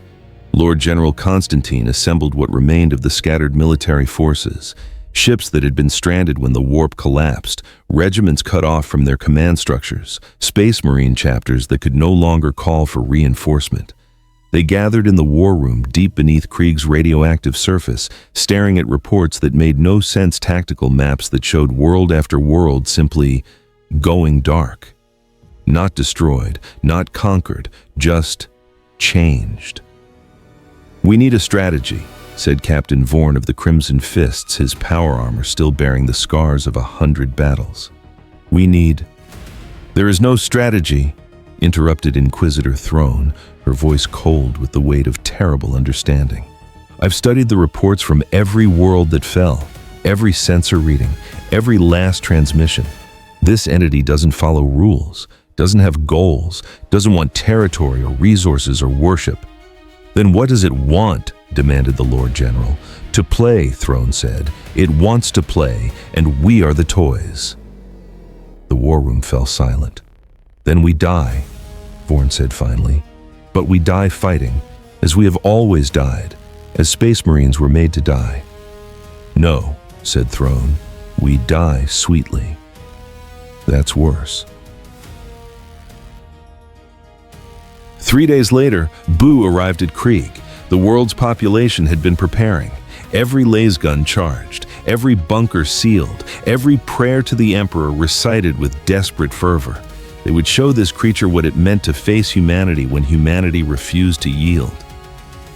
Buu landed on the irradiated surface and looked around at the blasted wasteland, the trenches that scarred the planet's skin, the endless graveyards where Krieg's sons and daughters paid penance in death. He tilted his head confused. "Already broken?" he asked the empty air. Then he shrugged and raised his antenna anyway. The transformation was almost gentle. The trenches became canals of liquid chocolate. The graveyards became fields of memorial candy, each headstone a sugar marker preserving the name of the fallen. The bunkers became gingerbread fortifications, warm and sweet instead of cold and harsh. The people of Krieg who had suffered for 10,000 years, who had been born into guilt and died in atonement, became candy soldiers in their death masks and greatcoats, forever standing at attention, forever ready for an order that would never come. When it was over, Krieg the Penitent had become Krieg the Sweet, a world of eternal atonement transformed into eternal stillness. Buu looked at his work and felt something. Not quite sadness, not quite understanding, but something that made him pause. "Not fun here," he said quietly. Then he moved on, searching for a world that might still have toys that played back. In the dark between stars, in the places where even Buu's light couldn't reach, the scattered remnants of humanity watched and waited. Not armies, not fleets, just small groups of survivors on ships that had been stranded when the warp died. Millions of vessels drifting through the void, moving at sublight speeds toward destinations they would never reach in their lifetimes. On one such ship, a merchant vessel called the Prophet's Edge, carrying 3,000 refugees and a cargo hold full of expired rations. Captain Mara Chen stood on the bridge and watched the reports come in. World after world, system after system, all transforming, all becoming candy. "Captain," her navigator said, his voice hollow. "We're receiving a transmission. It's from Terra." "Terra is gone," Chen said. "We all saw—" "It's old," the navigator interrupted.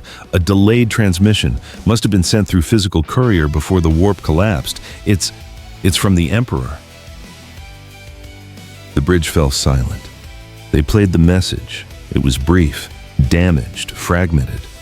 But the voice was unmistakable psychic pressure given sound, a consciousness too vast for human comprehension, trying to force itself into words.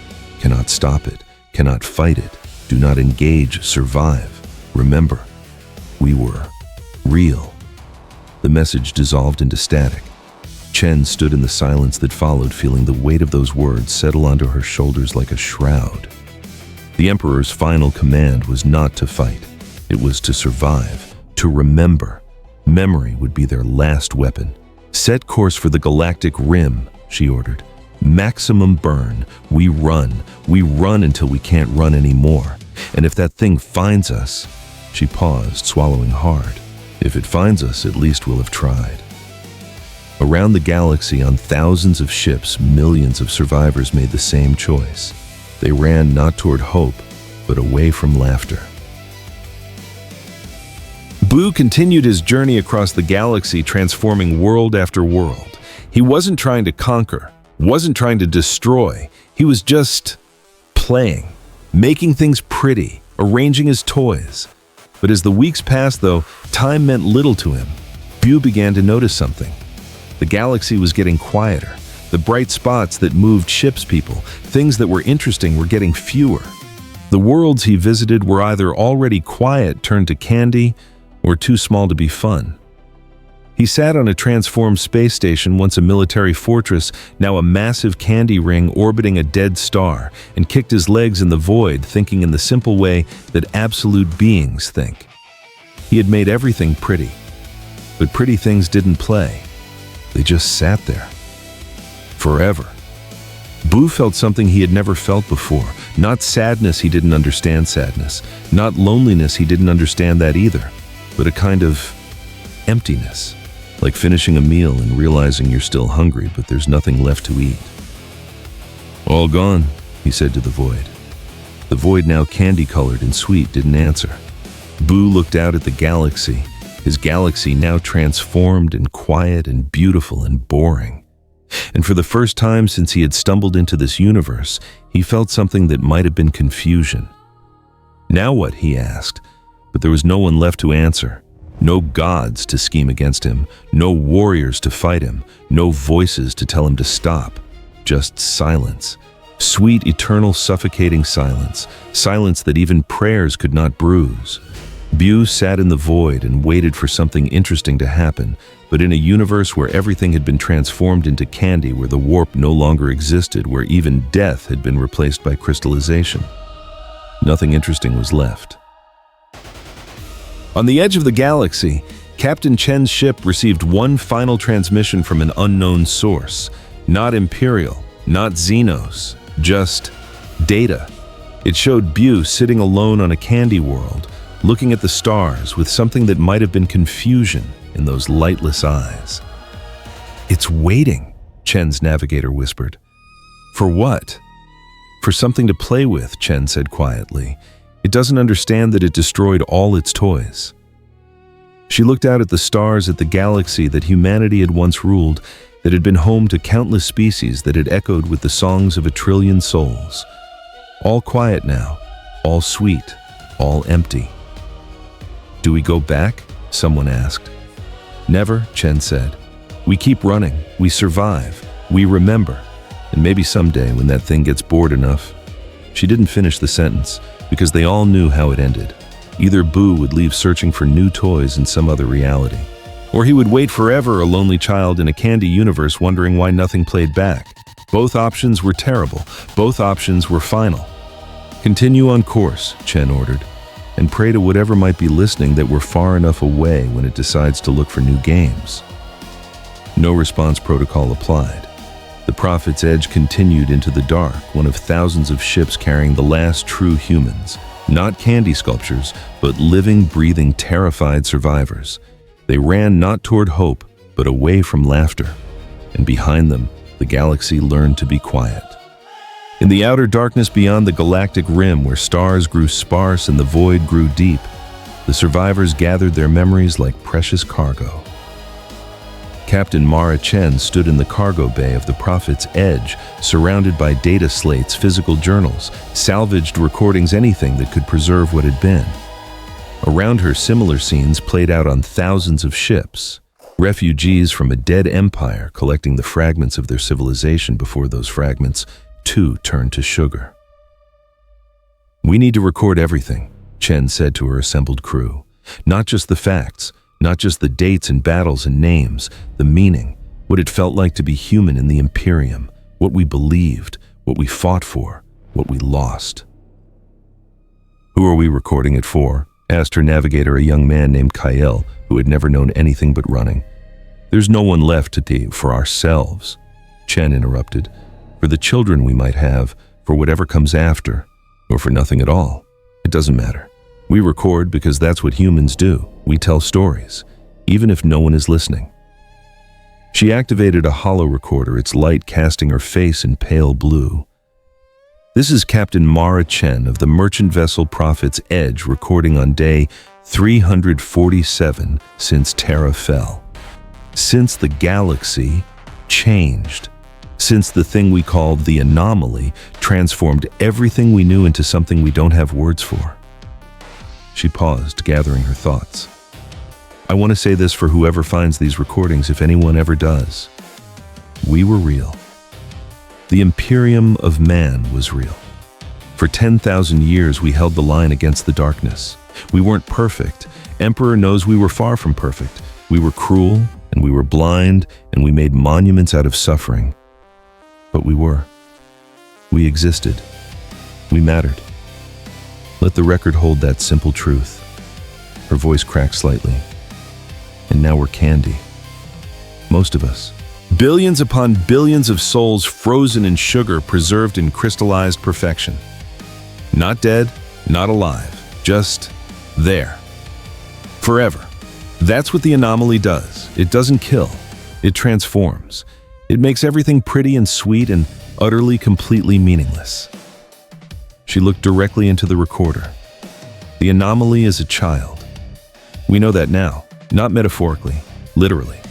A child with infinite power and no understanding of consequences. It came from somewhere else, another reality, another dimension we don't know. It walked into our galaxy like a toddler into a toy store, and it played. It unmade the warp, silenced the chaos gods, transformed Terra, turned the Emperor into a candy sculpture, and it did all of this without malice. That's what makes it unforgivable. It didn't mean to. Some might say we deserved this, that the Imperium's sins finally caught up with it, that a civilization built on suffering earned a meaningless end. Maybe that's true. Maybe this is cosmic justice, the cruelest kind delivered by the most innocent hand. But I don't think the universe works that way. I think we just got unlucky. Wrong place, wrong time, wrong reality intersecting with something that should never have existed here. And now, she gestured to the viewport where distant stars glittered like hard candy. Now we run. A few million survivors out of quintillions. We run and we remember and we try to stay human in a galaxy that's learning to be sweet. She ended the recording. Weeks became months, months became years. The survivor fleet scattered across the galactic rim, never gathering in one place for fear that Buu might notice them developed a new culture, a culture of remembrance. Every ship became a library. Every refugee became a keeper of stories. They recorded everything: imperial histories, personal memories, recipes for foods they would never taste again, songs from worlds that no longer existed, prayers to an emperor who was now candy. They taught their children, the ones born after the transformation, who had never seen Terra, never known the Imperium, about what had been. Told them about the Space Marines and the Golden Throne and the Astronomicon that had guided humanity through the darkness. A little girl named Sarah, born 3 years after the fall aboard a ship called the Remembrance, asked her mother the question that haunted every child of the Exodus. "Why did it happen, Mama?" Her mother, who had once been a scholar on a hive world and now cleaned recyclers to earn her rations, thought carefully before answering. "Because sometimes, sweetheart, the universe doesn't make sense. Sometimes terrible things happen for no reason, and all we can do is remember that we were here, that we mattered, that we loved and fought and hoped and failed and tried again." Is the Candy Man still out there? Yes. Is he still alone? The question haunted all the survivors. Was Buu still waiting in his candy galaxy, wondering why his toys didn't play? Had he moved on to some other reality? Had he finally understood what he'd done? "I don't know," her mother admitted. I hope he's gone. I hope he found new games somewhere else, somewhere that can't be hurt." "Do you think he's sad?" "I think he doesn't understand sad. That's what makes him so dangerous." In the Candy Galaxy, Buu sat on a throne he had made from crystallized stars. Around him, the transformed universe stretched in all directions. Beautiful, perfect, silent. He had waited for something interesting to happen, had waited for the toys to move again, had waited for new games. Nothing came. He looked at a nearby candy planet, one that had been full of bright spots and movement before he made it pretty. Now, it was just there, colorful and sweet, and completely, utterly boring. Buu picked up a piece of the planet and ate it. It tasted like nothing, like absence given flavor. He threw the rest aside and it drifted through the void, a chunk of candy world floating aimlessly in space. "Boring," he said to the silence. The silence agreed. Buu stood and looked around at his creation, at the galaxy he had transformed, at the infinite playground that had nothing left to play with.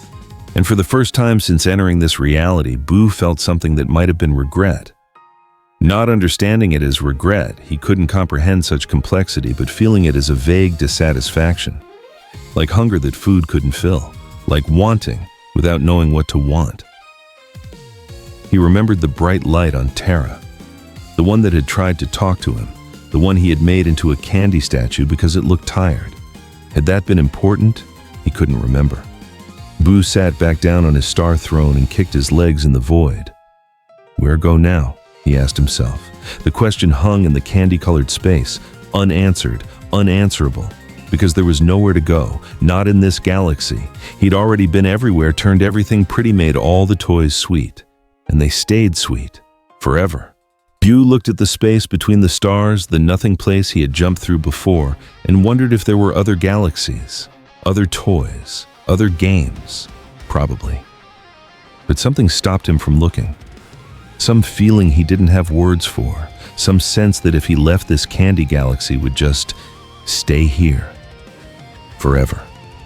Quiet, empty, his, a monument to a game he'd won by destroying the rules.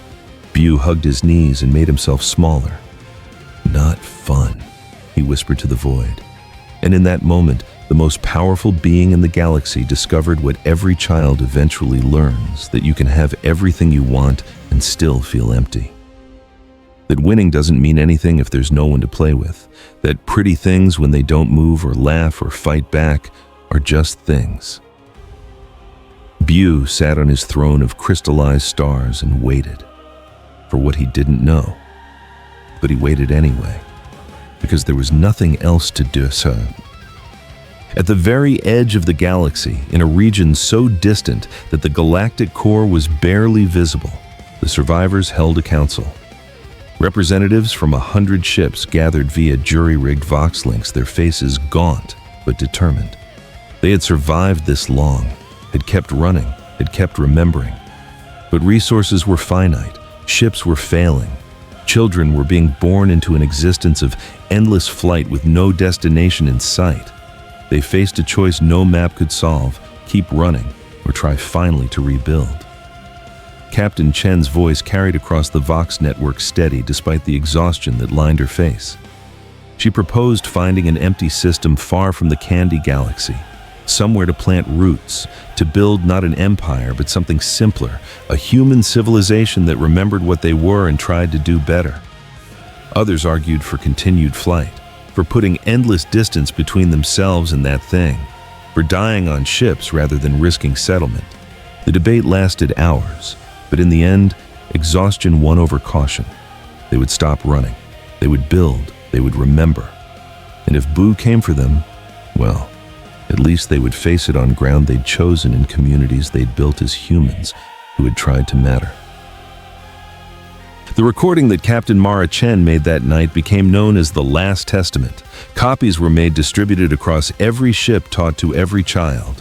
It ended with these words: "To whoever finds this, whether you're human or something else, whether you're from our future or some parallel present we'll never see. We were the Imperium of man. We ruled 1,000,000 worlds. We fought gods and monsters. We built wonders and committed horrors. We were flawed and brutal and desperate and proud. And we ended not with a bang, but with a giggle. There's a creature in our galaxy now. It turned everything to candy because it thought that was pretty. It destroyed the greatest empire in human history because it was bored. It killed quintillions without understanding what death means. It didn't mean to. That's what makes it unforgivable. Evil we could fight, evil we understood, but innocence with infinite power. There's no weapon for that, no strategy, no prayer that works. So we run, and we remember. And we tell you, be careful with innocence, be careful with power, and for the love of whatever you hold sacred, be careful when the two combine. Because sometimes the most dangerous thing in the universe is a child who doesn't know when to stop playing. Let memory be our last weapon in our first home. We were real. Remember that. Whatever happens to us, whatever we become or fail to become, we were real. And we mattered." The recording ended with Captain Chen looking into the camera one last time, her eyes tired but unbroken. Then silence. In the Candy Galaxy, Buu finally stood from his throne. He looked at the transformed stars, the sugar planets, the silent perfection he had created, and made a decision. Not a complex decision, not a strategic one, just the simple choice that children make when they're done with a toy. He turned his back on the Candy Galaxy, looked toward the space between realities, that strange place he had come from, where distance and dimension had no meaning. Different game, he said to himself. Find different toys. His antenna glowed, and without ceremony, without malice, without even a glance back at the civilization he had unmade, Buu stepped between realities and vanished. Behind him, the Candy Galaxy remained. Terra, frozen in sugar perfection. The Emperor finally at peace in his candy bed. Billions of souls preserved forever in crystallized stillness. A monument to a child's game. A tomb of sweetness, a warning written in sugar that no one who mattered could read. And in the darkness between stars, humanity's last survivors began to build. Not an empire, just a home. And hoped, prayed that they had finally gotten far enough away, that the laughter had moved on to some other reality, that they could rebuild without looking over their shoulders at the pink light in the darkness. They didn't know if they would succeed, but they were human. And humans had never been very good at giving up. This is the final entry in the Archive of Lost Worlds, compiled by Mara Chen, the fourth generation, born after the transformation. My great-grandmother was there when it happened. when the galaxy ended and began again as something else, when humanity fell from a million worlds to a few million souls. She recorded everything, taught us to remember, made us promise to never forget what we were, what we lost, and what we survived. I am the fourth generation born after the transformation. I've never seen Terra, never known the Imperium, but I know the stories, and I keep them. We all do, because that's what humans do. We remember, we tell stories, we pass them down, even when no one is listening, especially when no one is listening. The Candy Galaxy is still out there. We can see it sometimes from our new worlds if we look toward the galactic core with powerful enough telescopes. A region of space that glows pink and sweet and silent. Our home, our tomb, our warning. The anomaly is gone. We think, we hope. It's been 143 years since the last sighting. Either it moved on to other realities or it's still sitting in that Candy Galaxy waiting for something to play with. We don't know which is worse, but we survive. We build, we remember, and we teach our children one lesson above all others. Be careful what you wish for, because somewhere in the infinite multiverse there might be a child listening, and children don't always understand what they're playing with.